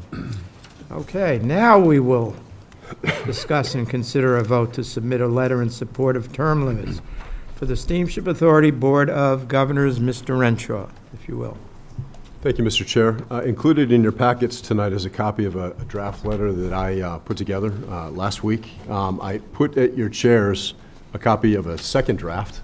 On last Friday morning, I had an opportunity to meet with about a dozen Smart Citizens Task Force members that met with me to talk about some of their concerns. As part of that meeting, we talked about these term limits in the Senate bill that was dropped by Senator Fernandez that proposes to levy a term limit on the Steamship Authority Board of Governors. And Mr. Chair and Select Board, as you all know, and a copy of the Senator's proposed bill is in your packet. The proposed bill would limit Board of Governors to a total of 9 years in office or 3 terms. The Authority Board of Governors is a 5-member board, and currently 3 of the 5 members are serving more than 3 terms. The Nantucket rep, Robert Rainey, has served since 2013.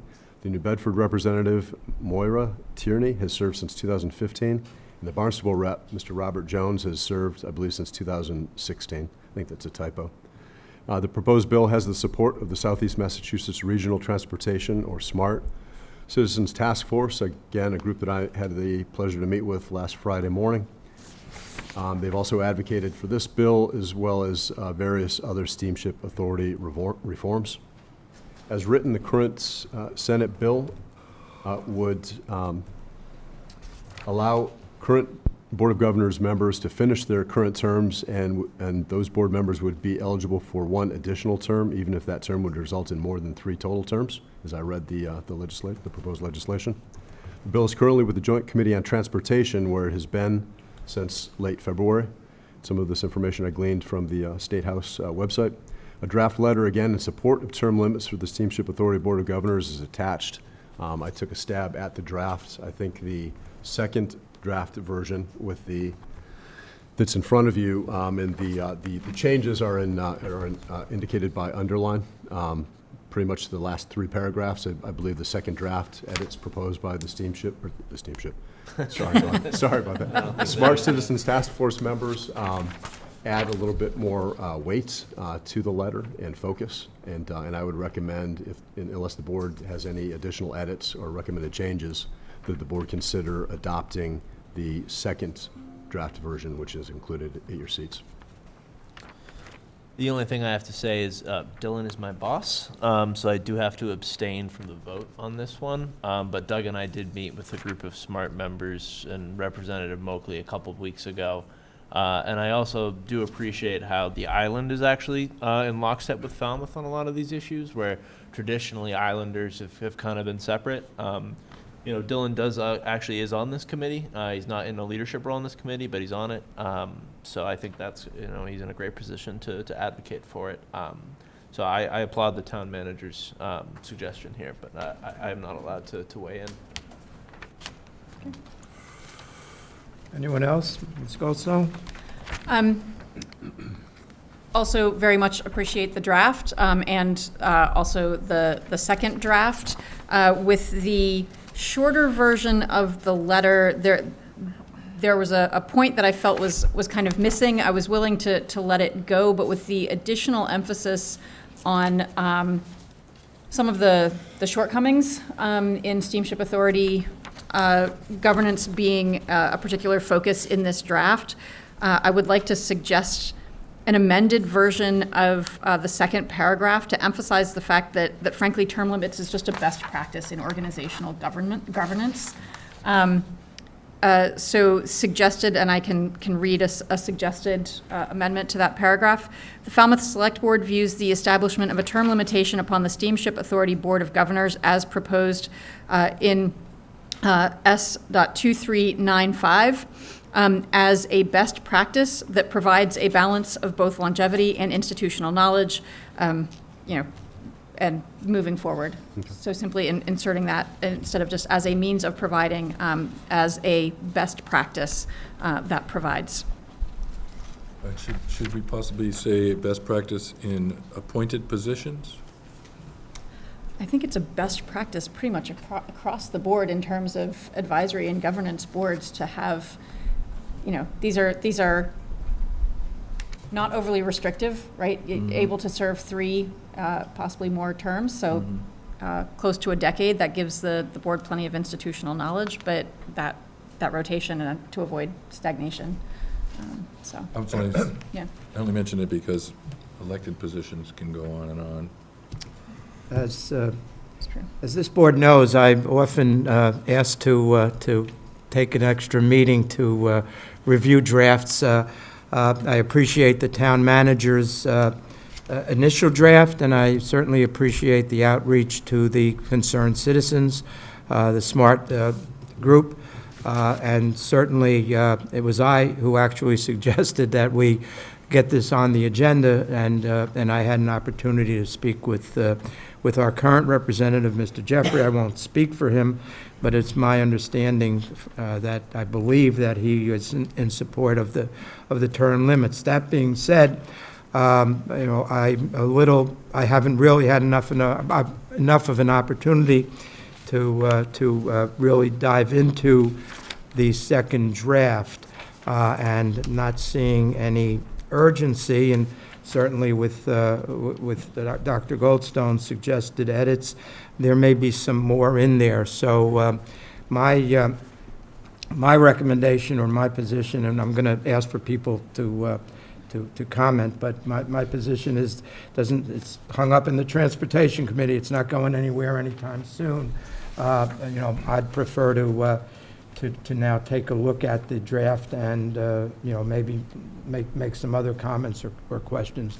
That would be my preference at this point. But before we make a decision, I'm going to ask the people in the audience if there's anyone who would like to speak to the issue of us sending such a letter or the position with respect to term limits. No? Yeah. I was waiting for you, Mr. DeWitt. I'm surprised it took you so long.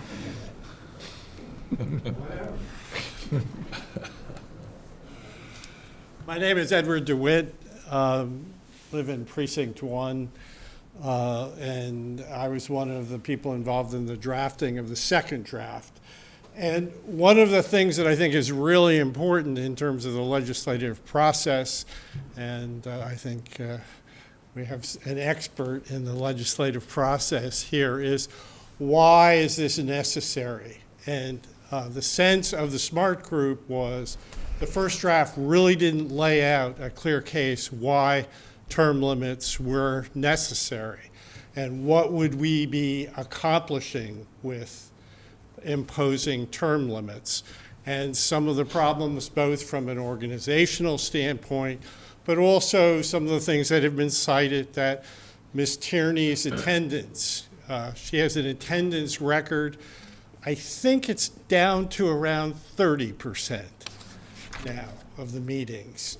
And so that there are a number of ongoing things that, no problem with the first draft. We just thought the town was in a really good position to tell legislators who are not familiar with the Steamship Authority and some of the issues going on that affect Falmouth every day. All you had to do is be in Woods Hole today, and you would have seen the effect going on.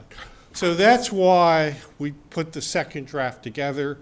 It was fact verified. The incidents in there all happened within a year that show some operational oversight lapses and whatever. If you need more time to digest it, I think there is no great urgency at this point. That's not a problem, but we would really emphasize the importance of sort of laying out the case for why term limitations, not going to solve a problem, but they hopefully will help and perhaps send a message and be a good first step. So Thank you, Mr. DeWitt, and that's exactly how I feel, and I certainly feel that that this board should go on record with respect to the issue, but there being no urgency, I respectfully suggest that we take it, table it, and put it on our June 16th agenda. On that piece, I checked my Senate email. It was not scheduled for the most recent transportation hearing, so it looks like there's a bit of time. Okay. Before the next one. That's my recommendation. Is that a motion? Yeah, I'd make a motion that we table this matter. Oh, it's a motion to table, okay. Yes. Table it until June 16th and put in comments, direct them to the town manager if you have any suggestions or comments. I would second that. Okay, okay. Any further discussion? Hearing none, all in favor? Aye. Abstain. Richardson abstaining. Thank you. Okay. We are now going to discuss and consider a vote to appoint a select board member to serve on the short-term rental advisory committee. Mr. Renshaw. Thanks, Mr. Chair. I'll just real quickly go through kind of an outline summary. As you all recall, back on the 24th of February, the board voted to establish the short-term rental advisory committee and adopted what is attached, the charging document that outlines the purpose of the committee and the composition of its membership. The composition of the committee shall be as follows, just for the audience's sake: one member of the select board, one member of the planning board, one member of the Board of Health, one licensed realtor, a Falmouth Police Department representative, and 2 at-large members who are registered voters of the town of Falmouth. Select Board, Planning Board, and the Board of Health shall each elect their appointees from among their members, and the remaining members shall be selected and appointed by the Select Board in accordance with Select Board policies. Mission of the committee is to prepare a draft short-term rental. This is a short summary. The purpose of the committee is to prepare a draft short-term rental general or zoning bylaw for the Select Board and town meeting to review and approve. Committee's work shall include an investigation of how other communities in the Commonwealth, particularly Cape Cod municipalities, are regulating short-term rentals, including their impact on sustainable workforce housing and the establishment of enforceable best practice standards and requirements for the operation and occupancy of short-term rentals within the town of Falmouth. Mr. Chair and Select Board member, I'll bring the board's attention to the fact that in the consent agenda, there's actually a recommendation for the police department representative, so we'll be basically addressing 2 of the remaining positions. The Board of Health position still remains open, and we'll be working on that shortly. But my recommendation is that the board vote to appoint one of its members to serve on the advisory committee. Okay, thank you. Just a question. Assuming we proceed and vote a select board member and on the consent agenda appoint Lieutenant Cummings, at that point, can this group get going even in absence of a designee from the Board of Health, which I believe is still pending? Yes, I believe so. Yes. You know, because I think it's important that we get this group up and running. It's been a while, and we know how important an issue it is. We'll save an empty chair for them in case they change their mind. Yeah, well, hopefully, you know, we can all come to an agreement with respect to that. Any further discussion amongst the board? I'm going to ask if there's anyone in the audience that has any comments or questions. If not, I'm prepared to make a motion to appoint Mr. Doug Brown to serve on the Temporary Short-Term Rental Advisory Committee, if he is so willing to I serve. am willing. I'll have a little more free time now. Second. Okay, we have a motion and a second. Any further discussion? Hearing none. All in favor of Mr. Brown's appointment? Aye. Hey, thank you, All right, Doug. thank you. Good, appreciate it. Okay. Okay, now, the biggie here, for our new members in particular. We're going to discuss the existing strategic planning process and the need to review strategic priority areas, goals, and objectives. Mr. Renshaw, please. Thank you, Mr. Chair. This is a favorite topic of mine, and I know there's a lot of interest on the Select Board, both past and new members, to take a deep dive look at the current FY23 to FY27 Select Board Strategic Plan. A copy of that is attached. The document attached to your packet was developed in 2022, adopted, but the Assistant Town Manager constantly has to remind me that the strategic planning process has kind of been an important part of Falmouth governance for a long time. I mean, it wasn't 22. I think when I first got here, I thought it was a new document. But the town of Falmouth has been strategically planning for a long time. This is just the latest iteration of that work. As you all know, strategic plans recognize the importance of setting forth a vision for the community annually, and the plan should represent the strategic focus of the Select Board as the elected governing body, as well as serve as guidance to the town manager and town departments. Over the past few years, the practice of the Select Board has been to review the plan in an annual workshop setting. In the couple of years that I've been here, that typically involves a 3 to 4 hour session, often not totally dedicated to the strategic planning review process. The current FY 23 to 27 Select Board plan was last reviewed in August of 2024 and adopted on October 21st of that same year. As you all know and can see in your packets, there's 7 main key strategic focus areas: housing, energy, and sustainability, financial and economic stability, health and public safety, management of coastal, natural resources and infrastructure, organizational effectiveness and community engagement, water conservation, wastewater, and solid waste management. Part of the review process, it's going to be my recommendation with new Select Board members that we take a look at those, and are those still the key strategic focus areas. In 2023, the Town Manager's Office began the process of creating a strategic plan performance measurement system. It was Peter and mine's intent to connect the town departments and the staff, the line level staff, with the strategic plan. It's great to have a plan, but unless you're actually putting forth actions and effort to accomplish the goals and objectives at the staff level, it's really just a document that sits on a shelf. So we were concerned about kind of flipping that script and directly connecting and holding my office and the departments accountable for realizing some progress towards achieving the goals and objectives.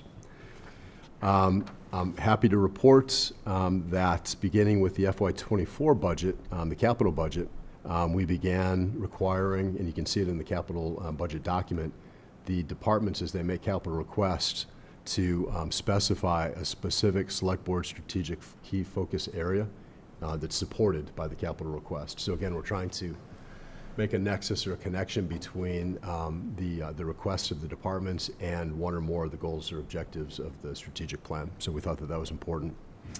Peter and I, the Assistant Town Manager, and I have also secured the services of a consultant, a vendor, ClearPoint Strategies, last year. This has been a bit of a painful, slow process, but we have a software platform that we showed some of you a year and a half ago that we're very close to being able to build out. The challenge has been, in my opinion, working with the department heads. They've been doing great creating the goals and objectives, but I think it's going to be really key and important that this board and in the town manager's office, working with the departments, really land on a set of goals and objectives up underneath all 7 of the key focus areas that are SMART, specific, measurable.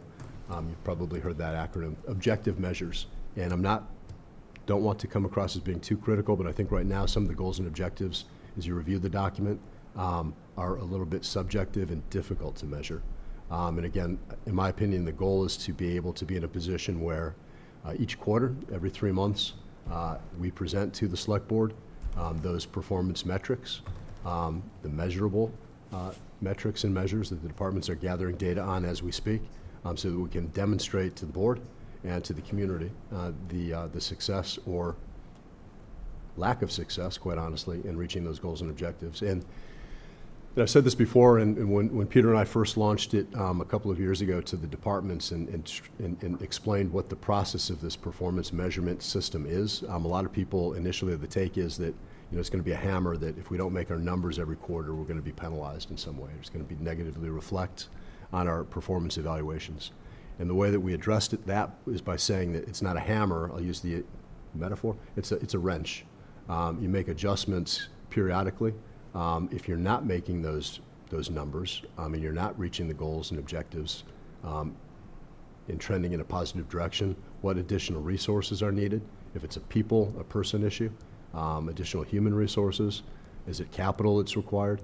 It allows basically the management team to come to the select board, to town meeting, to demonstrate that if you want us to reach this goal or objective, we need additional resources perhaps to do that. So again, it really makes an objective system in order for us to track and more importantly, report out on a routine basis kind of where we're at. So all of that being said, Peter and I have discussed this, that we think it's important going forward in the near future that the next review and update of the 2023 to 2027 plan involve an outside consultant that would help us facilitate, a deep dive, not a couple, 3 hours, but perhaps a full day. And Peter and I have both been associated with these efforts where it's more than a day.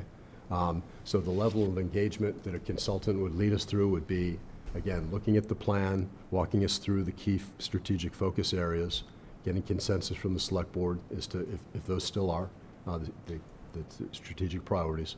And then, I think more importantly, the real work and the meat of the work is going to be, again, retooling and refining, adding to or taking out some of the goals and objectives, again, to make it a more powerful kind of living document that's going to allow us, the staff, to implement the plan. So it'd be my recommendation, and I'll stop talking in a moment, that the select board consider some direction to Peter and I to begin identifying, and Peter's already started this, some outside consultants that could walk us through that process. That would allow Peter and I to participate. Well, I think that's an important thing rather than trying to facilitate this discussion. Would allow us to directly participate and work with the select board in kind of building this tool. It's a great start. It's a great document. I shouldn't say it's a great start. It's a great document today. I just think there's a lot of areas that could be improved upon. If I may, do you have a timeline with respect to getting a consultant on board and moving forward from there, so that presumably we'd have a meeting maybe in August like we have had in the past, maybe a full day? Do you have any idea of a timeline yet? So I don't, unfortunately. Peter and I are going to talk about the short list that he's developing now. We were prepared to talk perhaps about, well, again, the August timeframe is typically the timeframe that the select board chooses for the workshop. That may be aggressive, to be honest with you. We may have to look at pushing that out a little bit just to give us time to land on a consultant. We're certainly, I think one of the questions is going to be, so what is the scope of this and the cost perhaps? Peter and I were talking about some estimates, and we're relatively confident that, again, depending upon the scope, if it's a one-day or a multi-day, anywhere between $10,000 to $20,000, that's kind of the range that we see. And I hope I'm not misspeaking, but I think that's pretty realistic. For a full one-day engagement, and perhaps on the higher end of that span, a multi-day engagement where they come back after we've had a chance to work on it during the first day, to kind of help us walk us through the implementation stage of it. I think, and I'm going to speak for myself, and I mentioned that the ClearPoint Strategies dashboard, the performance measurement dashboard, that platform, it's been a challenge building the metrics and tying those directly to the plan. So I think what I'd like to see out of this effort is working with that consultant, hopefully to help us build those metrics that are more measurable so that we can tie it directly to to the focus areas. So I think I'd recommend that we look beyond August, quite honestly. I think it's doable, but just realistically, I think it'd be better if we look to perhaps push that out, because it's an important next step in the kind of the life of this plan. So I want to make sure that we do it right. Mr. Brown, then Ms. Goldstone. So I appreciate you putting this on and being prepared to have this great discussion. Really, I asked for this to be on mostly to make sure the new board members were familiar with that we have this plan and that it's something, it's a living document. I appreciate the fact that you are actually implementing it into the staff, because, as we always say, if it's not in the budget, it doesn't happen. And the staff puts it in the budget because they're making it happen. But today, for now, and I appreciate that we're going to get a consultant. That's probably a really good idea. I don't think there's a rush on that. I think this is a good document as it is for now. But for the short term, I think we need to take finance and economic stability a little bit out of order and maybe put it to the top of the list temporarily, just because of the uncertainty that we're facing. I noticed that the school committee had to spend all their reserves down. They had $2 million in reserves. They're probably going to come back to the town meeting and ask to replenish that, and maybe more, because who knows what other difficulties they're going to face this year. I wouldn't be surprised if they needed twice that. And we've already heard about uncertainty in the scientific community from Mr. Eisenberg and others.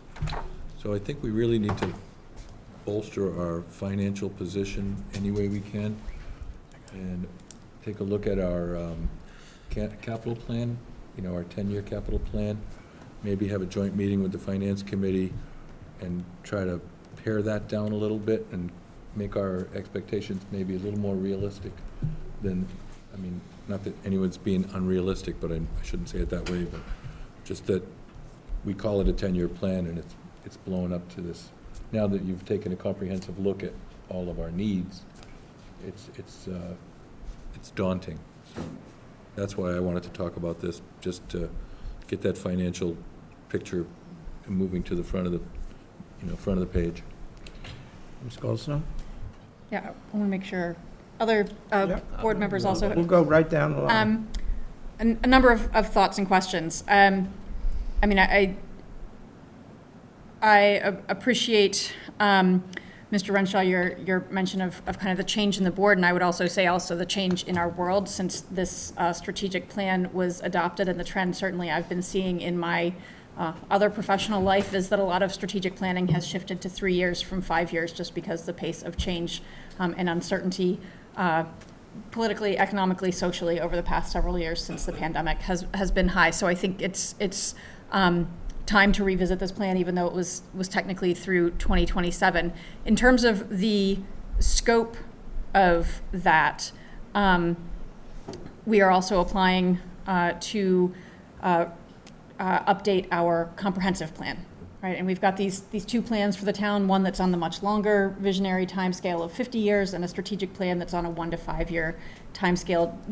Do we have a sense of how long that comprehensive plan update might take? Because I'm assuming that once we have a new comprehensive plan, that's going to be another milestone when we're going to need to look at our strategic plan and make sure that we have alignment. So I'm kind of wondering, are we looking at a 2-year strategic plan when we do it this time? Is it a 3-year? Do we have a sense of how long that comprehensive planning process might take? Do you have any sense of that here? So they tend to take a long time, multi-years for the local comprehensive plan, and certainly we always want to look as we, and I say we, it's largely the planning board and the planning staff developing the local comprehensive plan, and they certainly need to be aware of and mindful of integrating the select board strategic plan as best they can. But there's some overlap, but there's a lot of, the Venn diagram might look like this. There's a lot in the select board strategic plan that's not going to directly relate to the local comprehensive plan, and vice versa.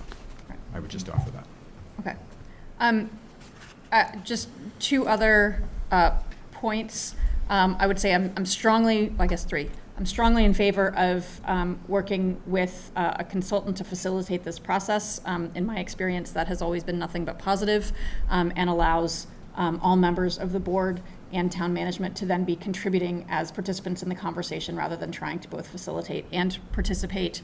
I also think it's really important that we bring community voices into this and think and talk with the consultant about how we do some real community engagement as we're developing this strategic plan. And then the last thing that I will add, and I'm gratefully taking my lead here from the town manager, but making sure that as we develop this strategic plan, that we're connecting that to the town manager's goals as well as staff activities. Once we have that plan in place.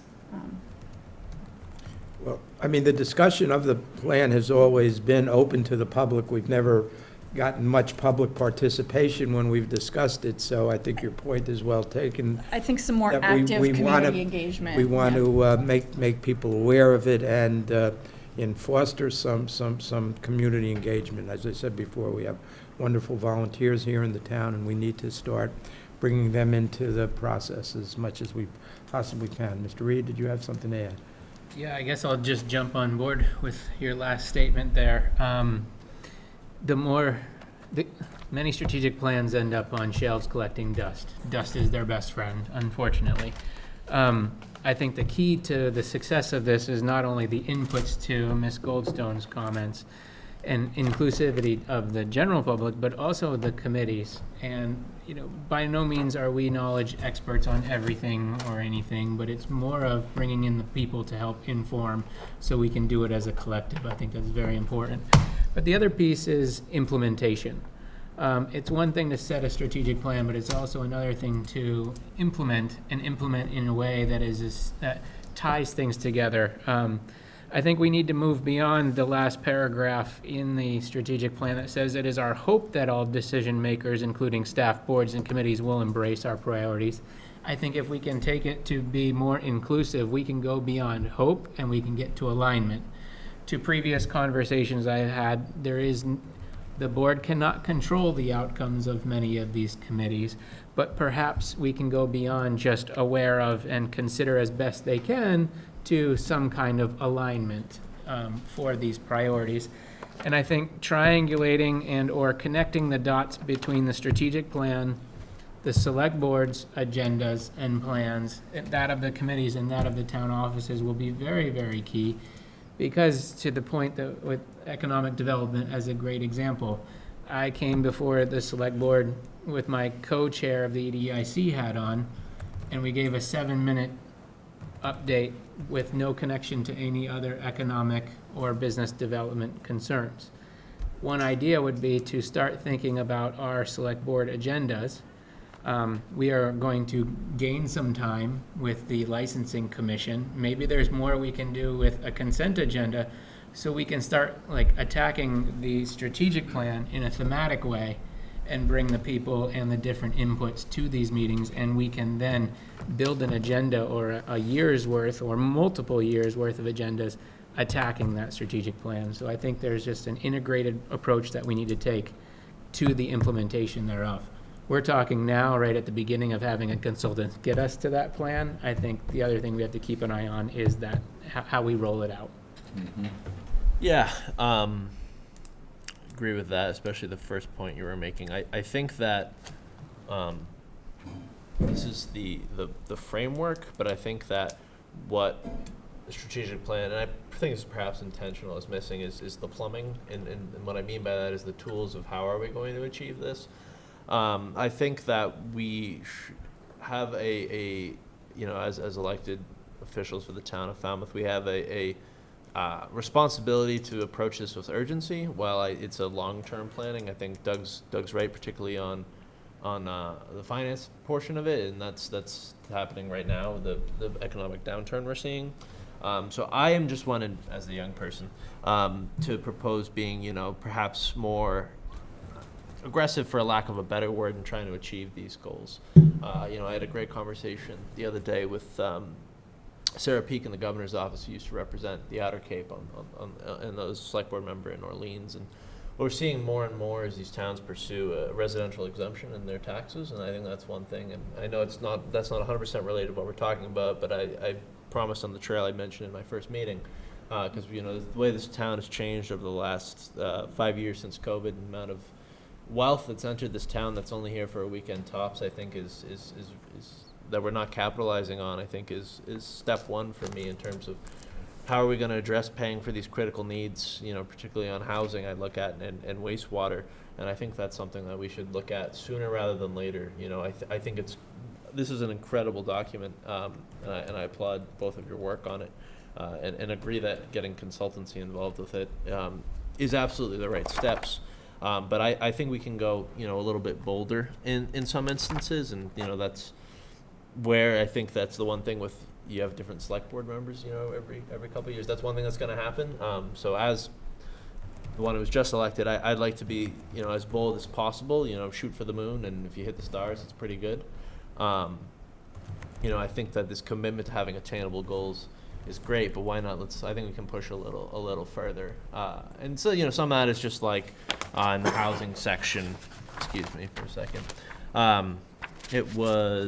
The goal was 60 units at rental units that were at the market, whatever the term was. I think we'd be a little bolder than that. It was 60 units over 5 years. I think we can be bolder. That was a mistake.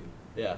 It's really 80 per year. Yeah. So that was a typo, I think. Oh, okay. Well, that's good to hear. But yeah, instances like that, Grammarly is a great consultant that I use for instances like that. But yeah, I just think that, and it is, like I mentioned, it's our job, I think, to propose the tools for the town to use, and I think that this has a goal. And, just the other thing I'll mention, echoing off of Colin's point, is one question I plan to ask after every committee is, what do you want us to do? Because I think you're right, and I know that it's been written about in the enterprises. Sometimes volunteers feel they do all this work, they want to get something out of it, and I think it's our job to make sure that actually happens. Definitely. Any more? Yes, Ms. Goldstone. Building off Mr. Richardson's comments, I think we do best by the town, both in terms of community engagement, in terms of getting really clear and objective and actionable goals, all of that, if we do this deep dive and do it in multiple parts, not trying to do it just in one day, and that will take time, and yet understanding that we have a number of really urgent issues. And Mr. Muscali, based on our past conversations and about the need for this board to be considering big decisions well in advance of the deadlines for making those decisions, and also for ensuring that all board members have the time necessary to research and talk with constituents, I wonder if we might go through a process of kind of maybe an interim 6-month, each board member can submit to yourself and Mr. Renshaw the things that we think need to be really addressed in the next 6 months by this board, build those into our agendas so that we are addressing these really urgent issues as we give ourselves the time to develop a really strong strategic plan for the next few years.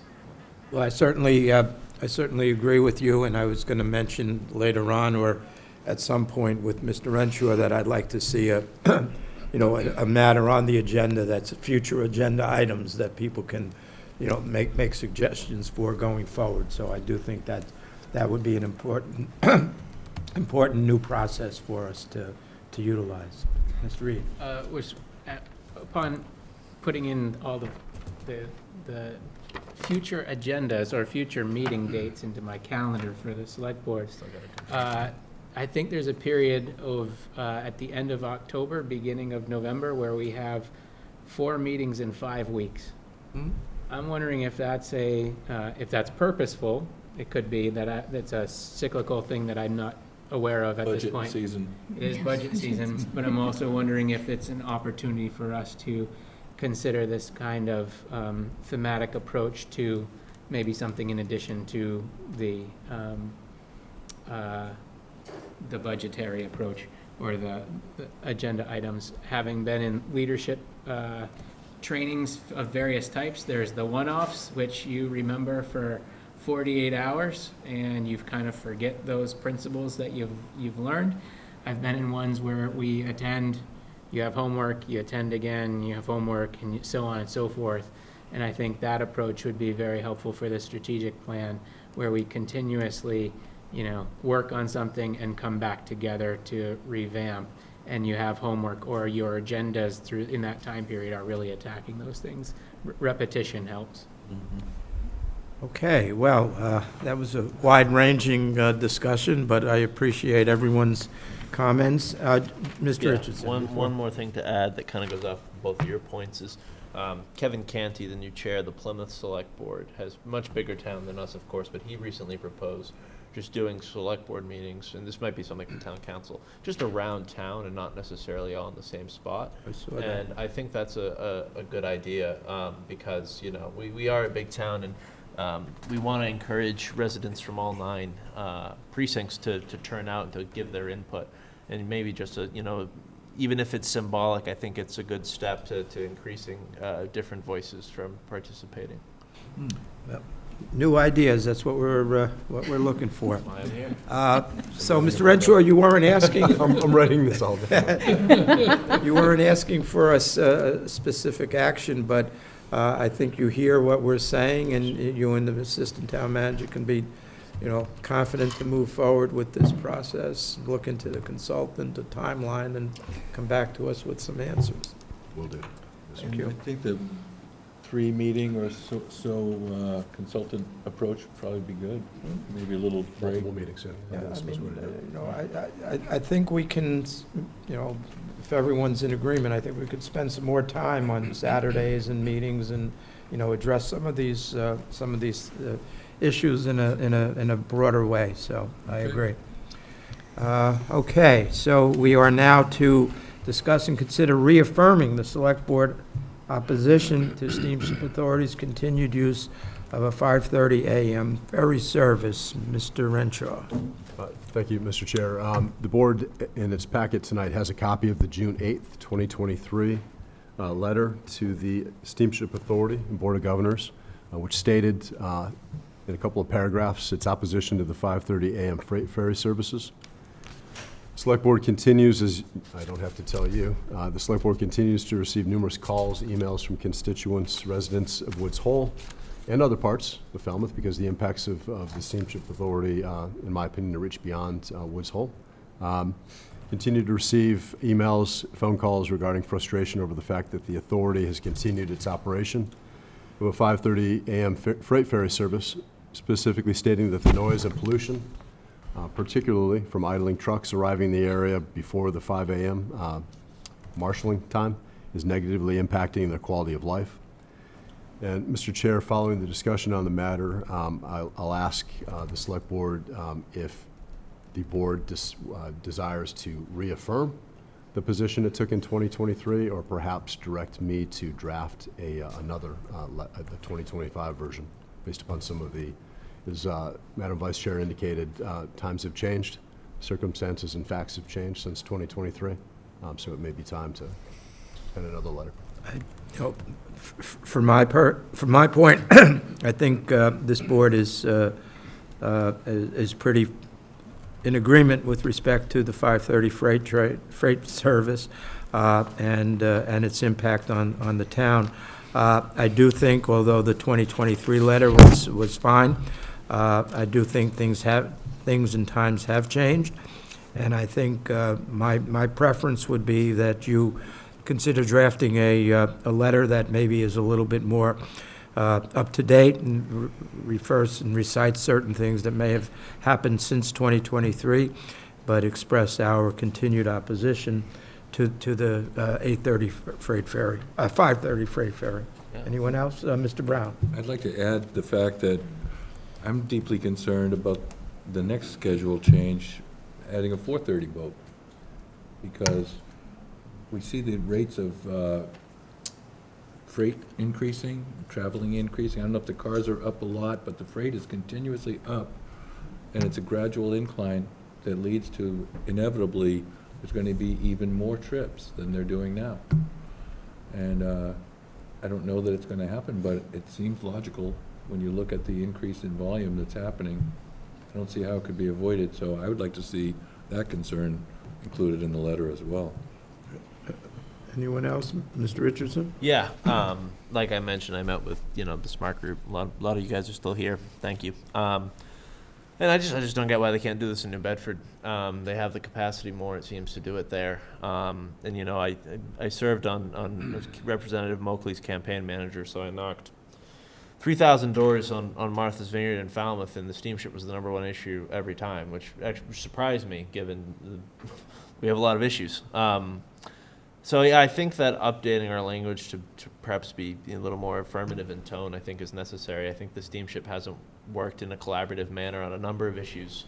With the forcible removal of the speed bumps without town's consent, with a number of issues where just not listening to its constituents, and particularly on just a complete and utter failure of some of the members of the steamship board to even show up, I think, is insulting.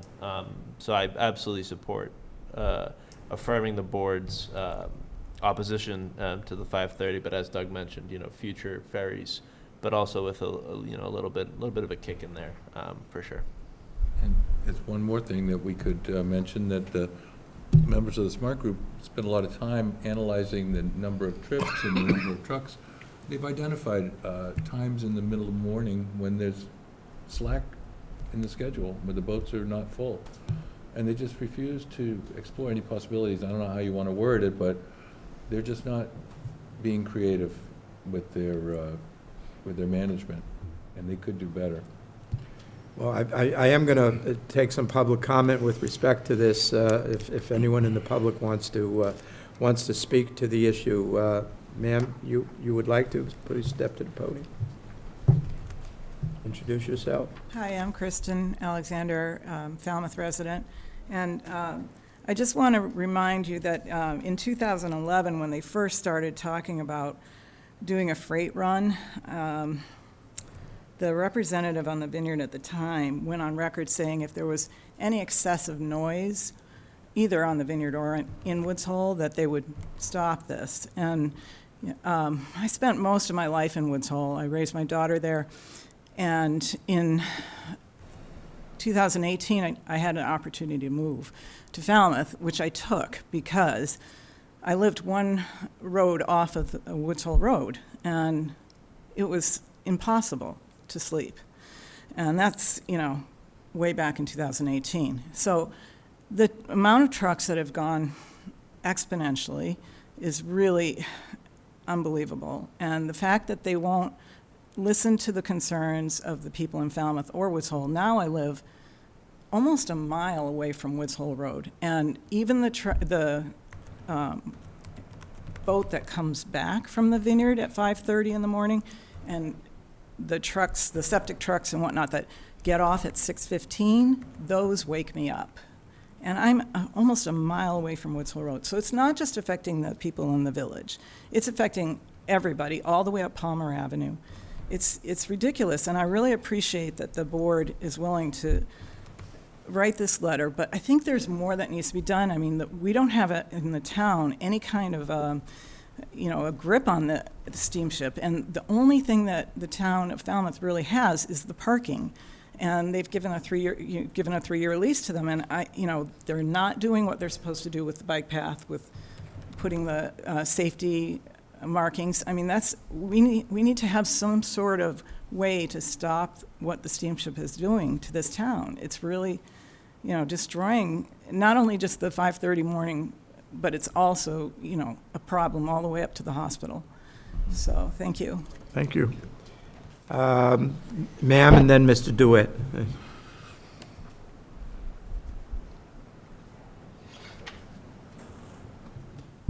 Hi, my name's Mary Musakia. I live on Wilson Road. It's one street off of Woods Hole Main Road. And the 5:30 ferry should be eliminated. And the town of Falmouth has got some things that it can use. One of the things that you're responsible for is to protect our health and safety and our welfare. That noise, pollution, constantly. Gentlemen, earlier this evening you asked him about health matters, and he said that, in fact, combustion engines, that affects health, So you're hearing this issue. And it seems to me that there's also the safety issue.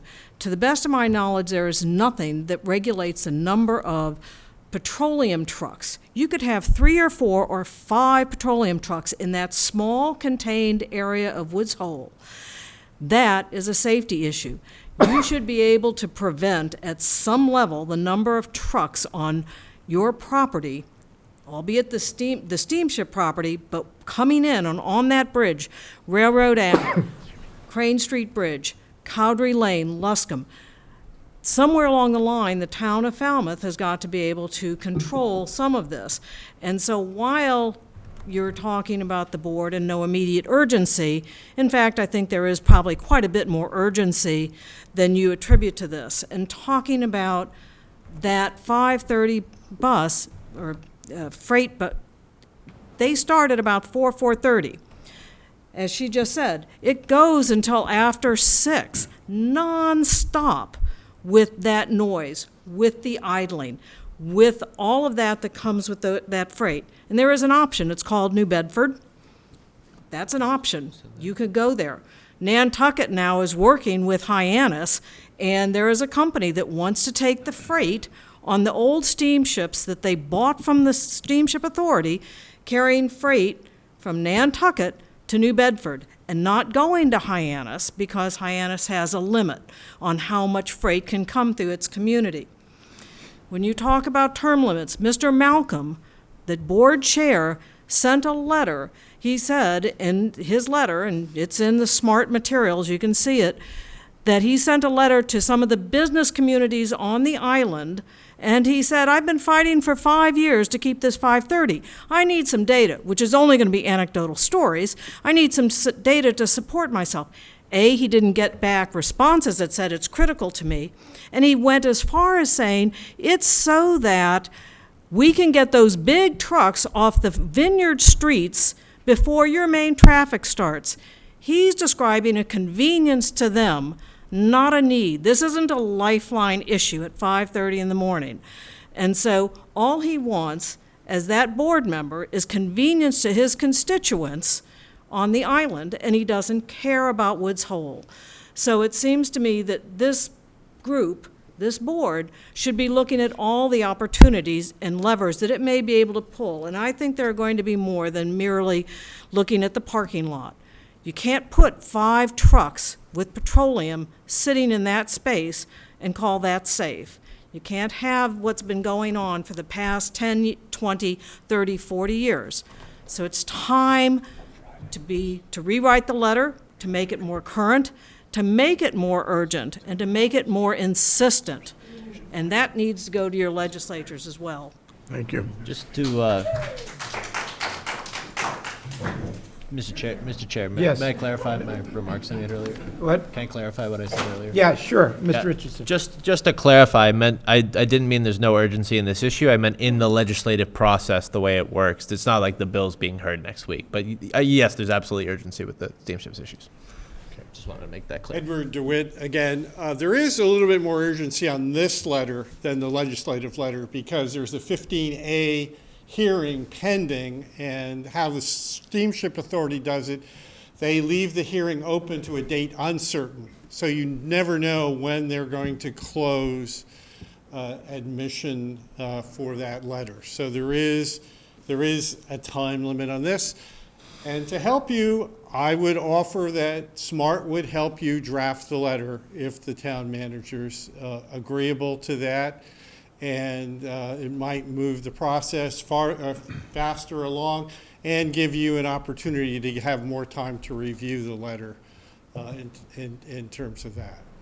So I offer that as a collaboration. Obviously, it's your letter, not ours, but we have a lot of data. Well, and we appreciate your offer, and I am aware of the urgency. I know that I think the authority's meeting on the 17th, and we'll be meeting on the 16th. So I would like to see this on the agenda for the 16th, so that we can get a letter out by then. Okay, it's a separate process, the 15A hearing. It's their counsel will decide when he has enough information. Historically, what they have used this time for is to solicit comments from people who have counter views to what was done during the public hearing. In support of. So they will be looking for comments that Mary just said and sort of said, oh no, we're moving essential medical supplies on the 530 boat. Okay. All right. Thank you very much. Well, I would say you could always send a letter with your suggestions, and we can take it into, for advisement, and maybe it'll be helpful. Yes, Ms. Goldstone.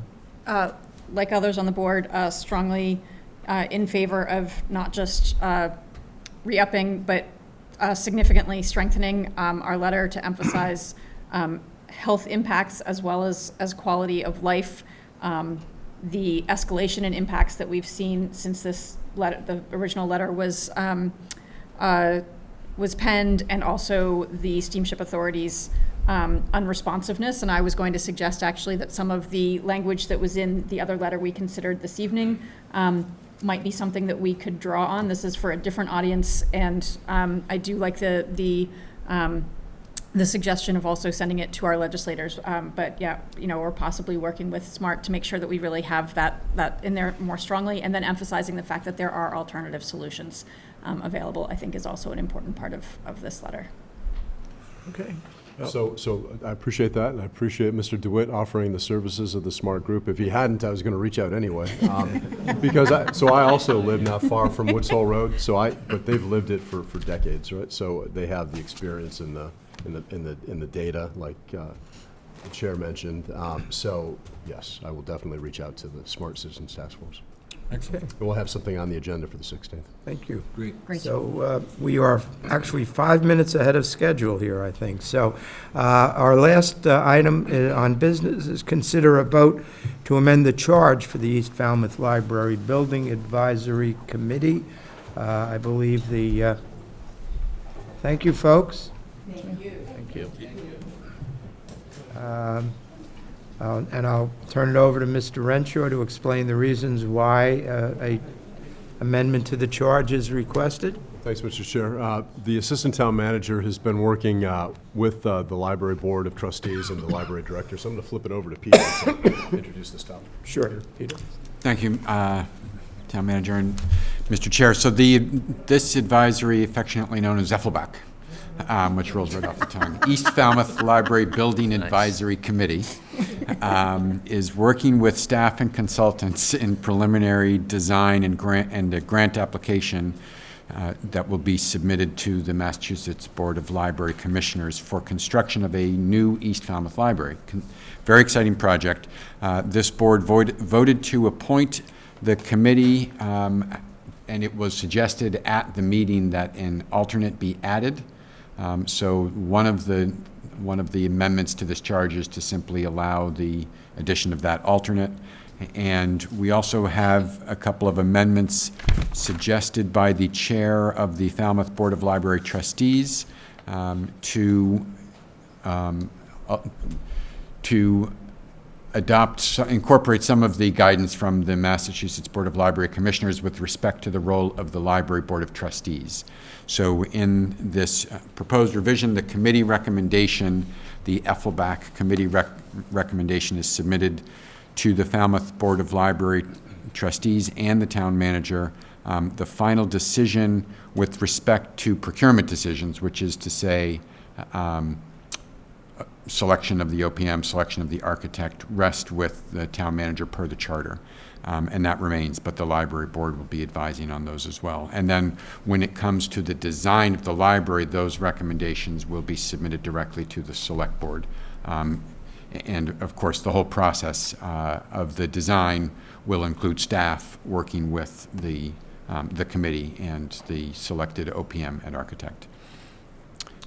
The only other thing I would mention is that the committee has hit the ground running, and this is a little bit of a retroactive blessing in that we have selected the OPM and we are in the process of selecting an architect as well. So we have a very tight timeline for this grant. It needs to be completed by by December of this calendar year. So preliminary design completed by December, it will be submitted a couple of times to this board before that happens. And the amount of the grant that we're looking for or thinking of looking for? No, it's already in hand. Oh, so we have a design grant in hand, right, and the grant that we would be seeking would be a construction grant of somewhere in the neighborhood of 40 to 50% of the construction cost. I'm hesitant to really give a number, but, you know, we're somewhere in the $10 to $20 million range. Yeah, it's a big number. Well, I, for one, think the amended charge is an improvement. I think, you know, involving an elected board of the town, the Board of Library Trustees, is an important improvement, so I'm fully supportive of it.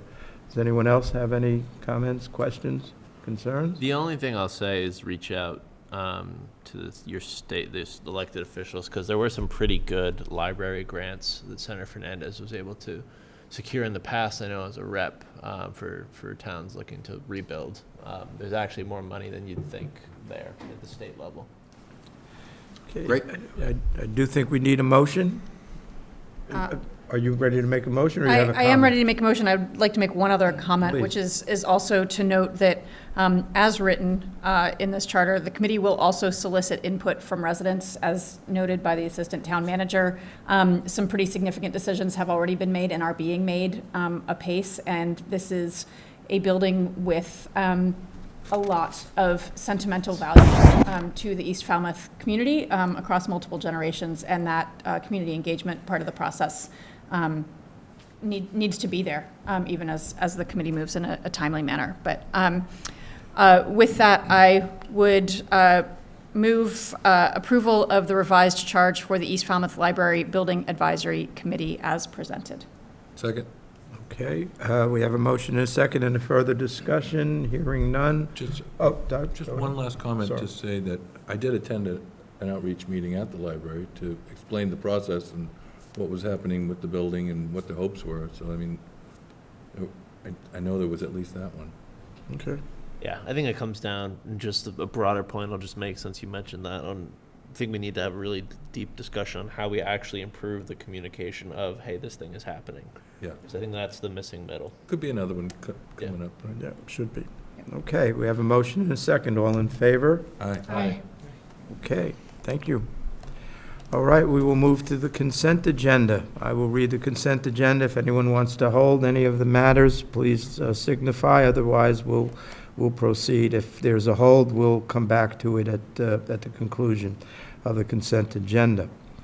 Under licenses, consider a vote to approve an application by the Silver Beach Improvement Association for 2 special one-day alcoholic beverage licenses to be executed at 6 West Avenue at the corner of Ocean View Avenue, North Falmouth, on Saturday, June 28th, and Saturday, July 19th, 2025. Under administrative orders, consider a vote to approve the petitions of N-Star Electric Company, DBA Eversource Energy, and Verizon New England, Inc. for permission to install 2 new JO poles to be labeled 126/27-5 and 126/27-25. Are they the same numbers? Yep, I guess. And 2 anchor and gay wires. This pole location is necessary to provide electric service to 187 Central Avenue. Consider a vote to accept a donation from the Old Stock Dock Association in the amount of $1,032.92 to the Beach Donations account for Surf Drive window boxes.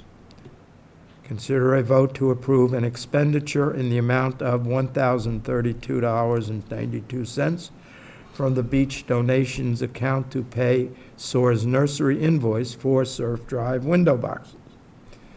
Consider a vote to accept a donation from the Falmouth Road Race, Inc. in the amount of $1,500 to the Beach Donations account to pay for the CPR AED first aid course being taught by Cape Cod CPR. Consider a vote to approve an expenditure in the amount of $1,500 from the Beach Donations account to pay for CPR AED first aid course being taught by Cape Cod CPR. And finally, consider a vote to appoint Falmouth Police Lieutenant James Cummings as the law enforcement representative to the Short-Term Rental Advisory Committee. There being no holds, I'll entertain an application to approve the consent agenda. I move approval of the consent agenda as written. Second. Okay. Any further discussion? Hearing or seeing none? All in favor? Aye. Okay. So, With thanks to Falmouth Road Race and Old Stone Dock Association Yes, for those generous donations, and that Thank CPR training, so important for our lifeguards and beach staff. sure. Okay, so we'll move on to minutes, review and consider a vote to approve minutes of meetings, the public session, May 19th, 2025. I did not see anything that needed to be changed. Did anyone else? Wasn't there. Okay, I move approval. okay. Second. We have a move and a second. All in favor? Aye. Abstain. Okay. Very good. Mr. Renshaw, supplemental report. Thank you, Mr. Chair. Two quick updates, but important ones. The first we touched on a little bit, but at your seats this evening, you have a copy of Town Council's presentation that was given, I've got the dates, over 3 dates, May 16th, May 19th, and May 22nd, to town staff. The title of the presentation was Immigration, Know Your Rights. I just wanted Select Board, this is a follow-up update from the spring workshop, where we discussed the importance of having a process in place. So at your leisure, read through the presentation slides. Maura, Town Council, has offered to sit down with any one of you at any time to talk about kind of where this training is taking us. I think it was important. More work needs to be done in the education and training aspect. We had 45 folks attend, including the assistant town manager. All the reports were it was a great training. We're going to ask Maura maybe to give kind of a refresher. Some periodic, as you know, the situation unfortunately evolves day by day. So we're likely going to have town council engage with staff again. But again, I think it's an important first step. Talks about having that designated representative attached to each building that knows to contact town council. Don't allow anyone past that staff-only area without town council being present. Just a question on the particular activity. This is great, thank you, Lauren. But was Chief Laurie notified of the ICE activity that happened last week in Falmouth? Do you know? So what I can report out, because I just had a conversation with Chief Laurie, is that, and I can't speak to that incident in East Falmouth, but Chief Laurie has explained to me that ICE typically advises, and the Deputy Chief Lowen as well, advises that ICE will notify the department that they're in Falmouth. Mm-hmm. The precise location often is not given, and the reason for that is if there's a call in regards to an incident happening, a suspicious activity or persons, that the department is aware that ICE is in the area. Oftentimes, the precise location is not given, so that's kind of that's the ambiguity. I saw that happen and the Plymouth. Potential for something unfortunately bad to happen. Right. So in Plymouth, the reason the select board went out with the letter is ICE didn't actually even give them the notice. So I was curious to see if that happened here as well. They do advise that they're in Falmouth, but oftentimes I've been told that's precise locations. Gotcha. Thank you. I think something that has evolved and may need to be part of, or at least considered by town council for future trainings is not only having a designated point person in each space, but having a designated person who's actually taking photos and video. Because some of the advice that I've been hearing from folks in this space is that the rules are not always being observed, and having that documentation is also important. Certainly an evolving issue. Go ahead. You had one more thing. One other update. Several months ago, I updated the select board in regards to the building facility condition index study, that comprehensive study of all the town facilities. I'm happy to report that that 7-month project, which kicked off back on October 23rd of 2024, came to a conclusion. We have a draft copy that we're going to set a meeting with Brightly as the vendor that is producing the software that's going to allow us to take the data that's been collected by Alpha Facility Solutions. Those are the folks, the subcontractors with Brightly that went out in with our facilities manager and staff, looked at each town-owned facility and basically graded that facility. It's over 1.3 million square feet of space, town-owned facilities, including all the school department facilities were looked at.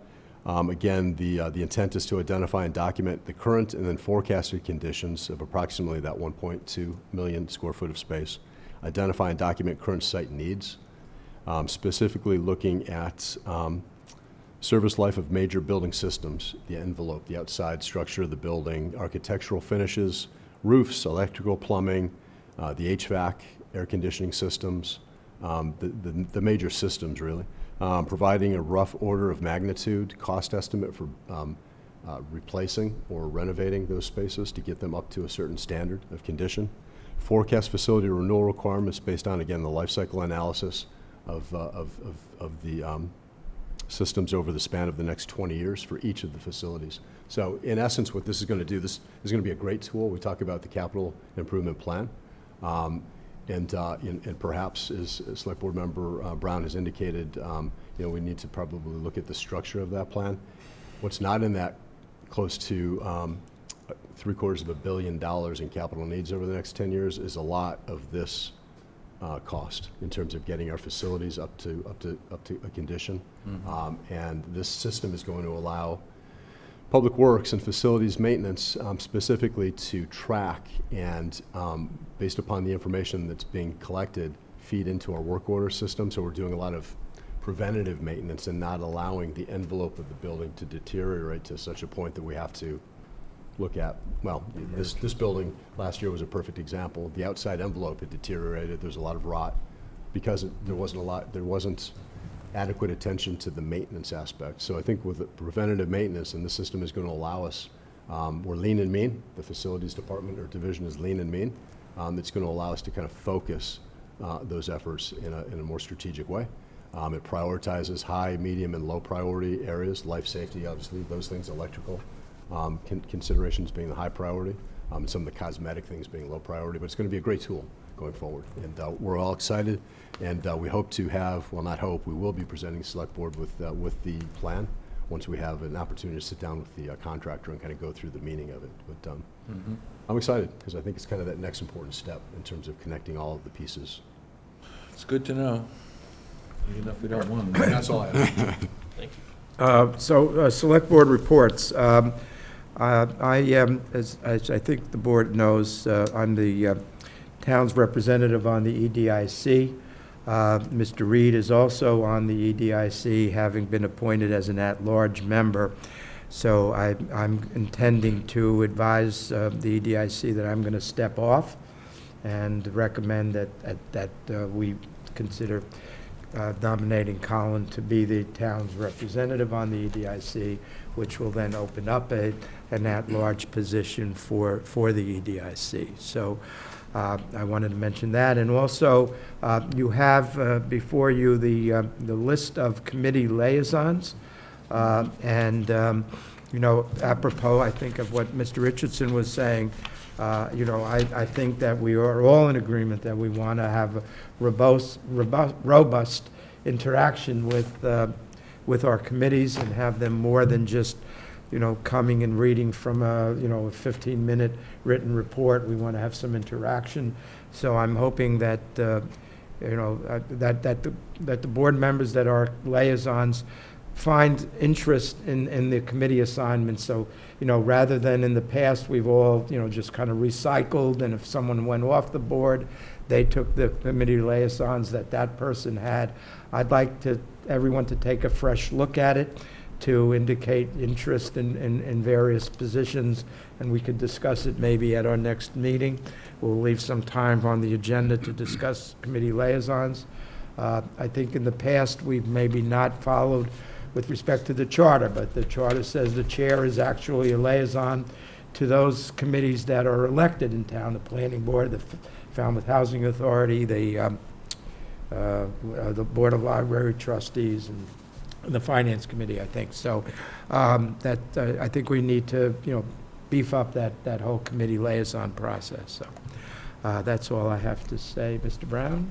I enjoyed attending the dedication for the Elizabeth Gladfelder Overlook. It was nice to see her get recognized. That's all I have to report this week. A few things to report. Well, Mr. Muscali, Mr. Brown, and myself virtually all attended the Trotting Park community update that took place, was that about a week and a half ago. Was not huge public attendance, and obviously there are some very concerned parents in town, understandably so, but I thought the meeting in general went very well, was very informative, and some tough questions were handled extremely well by both town staff and by the consultant. I can't recall the name at the moment. So I think that was a positive step in that process. I attended the beach committee meeting last week. A number of good discussions. One of them did land in the enterprise, and that was with regard to the potential use of the building in Goodwill Park for the beach committee. I will say, in response to that coverage in the enterprise, I've heard from a few people who reached out confused about which building that was, and asking what the fate of the beautiful old pumping station building might be as well. So as we continue to look at our facilities and our resources, Mr. Renshaw, I know I've heard you multiple times bemoan the waste of any beautiful historic building or town facility. So just something to keep in mind there. And then last but not least, last night, a full evening of public meeting with the Woods Hole Group talking about Surf Drive and the decisions that it is increasingly clear are very much upon us. These are not long-term future issues. Again, I was really pleased both at the turnout at the public meeting and at the very, I think, civil and engaged nature of the questions and the dialogue at those meetings. So I think that was really, again, positive and something that we really need to take up. And to our new members of the board, if you have not yet watched either the presentation to this board or the recording from last night, I think would be perhaps even more helpful, because this project is moving apace, wraps up at the end of this month, correct? Yeah, and there were some additional numbers in last night's presentation that we hadn't seen when they were before us a few weeks ago about the cost of the options, and really looking forward in the final report at the end of the month to seeing not only the costs of the proposed actions, but the cost of inaction, damage and repairs in all of those scenarios. So good information, important information coming out of that. I was also in attendance, and I can say now, having sat through 3 of these presentations, I finally understand the recommendations and where they're going. It does take a little while to understand it all. There's a lot to digest. But and Peter, you did a very commendable job in running both of the presentations the other night. And thank you. Colin, Jack? I'd say, in addition to these committee liaisons, something we've talked about in the past would be also attending various community association type meetings of interest amongst the group. I think of, I work in Woods Hole, the Woods Hole Community Association and the Business Association jump out, but there's also the East Falmouth Community Association and Business Association, and there's many, including the Cape Verdean Club and others, that it would be useful for us to get out to as time permits. So that's just one thing that crossed my mind when you were talking about the liaisons. This was my first week really jumping into having an email, so trying to understand the flow and the pattern. There's a mix of emails that come in, as we all know. I think some kind of process or protocol or something when there is an item of attention needed or attendance is needed at a certain function. Some way to identify that a little bit easier in the email would be helpful, or an assignment, or some way.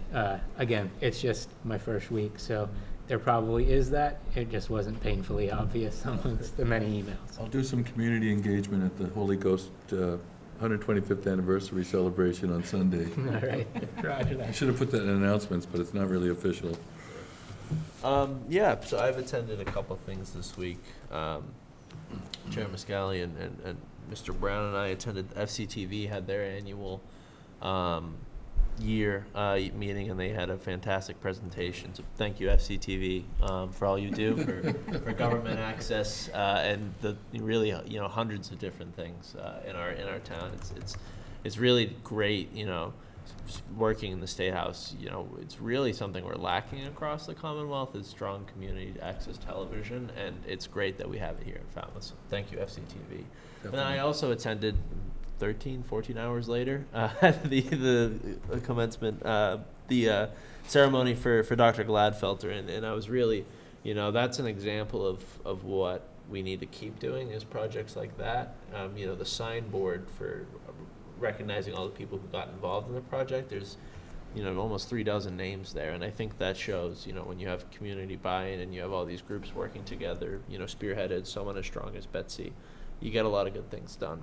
And then before I came here, I attended Falmouth Vips had their annual awards ceremony. I think they're the pristine example of the volunteer community, the strength that we have here in town. They've been going for almost 45 years.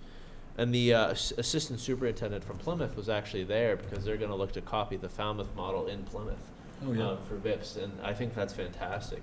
It shows, we're a regional leader. And beyond that, I did watch the presentation. I didn't watch last night, so I'm not going to get to it tonight. But in the future, The last 5 minutes of the presentation is where they get into the extra numbers. So. Yeah, and I liked how you added the inaction is a cost, and it's the I'm assuming it's going to say it's more significant. The only, I guess, a question is in terms of like proposing agenda items. I served in the housing authority for 1 year. The way they had you do it was you just did it at the end of the meeting. Is that what we do here, or? We haven't had a process necessarily. We have in the past. But not the recent past, and that's why I said before, I think we want to have that as a part of the agenda. And, I think over the next couple of weeks, we'll kind of figure out a good process so that board members can make suggestions with respect to agenda items and that they will be at least considered, and and if there's a reason why not, then we'll discuss why not. But if if it's something that that should be on the agenda, we'll make sure it gets on the agenda. Yeah, the only pressing one for me is just hearing all the testimony we got today on ICE and seeing it in our community. If there's a way we could, at least at the bare minimum, make a statement at our next meeting, it's just the one that I'm really pressing for urgency's sake. Okay. I did attend the the hearing on the 530 boat, and I spoke.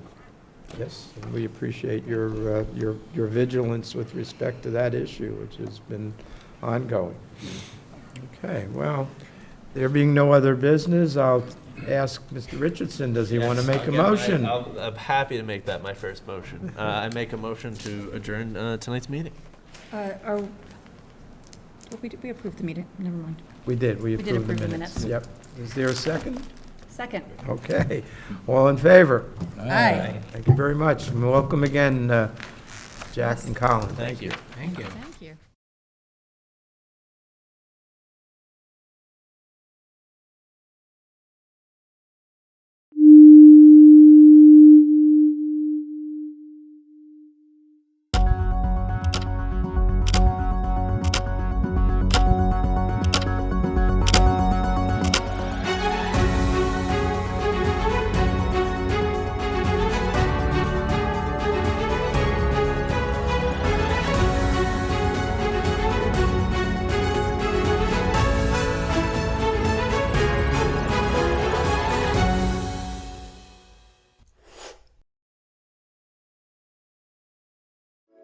The Steamship Authority is a proud partner in many Falmouth community events, including town meeting coverage. And for good reason. Not only do we have a terminal and offices here, about 1/3 of our employees call Falmouth their home.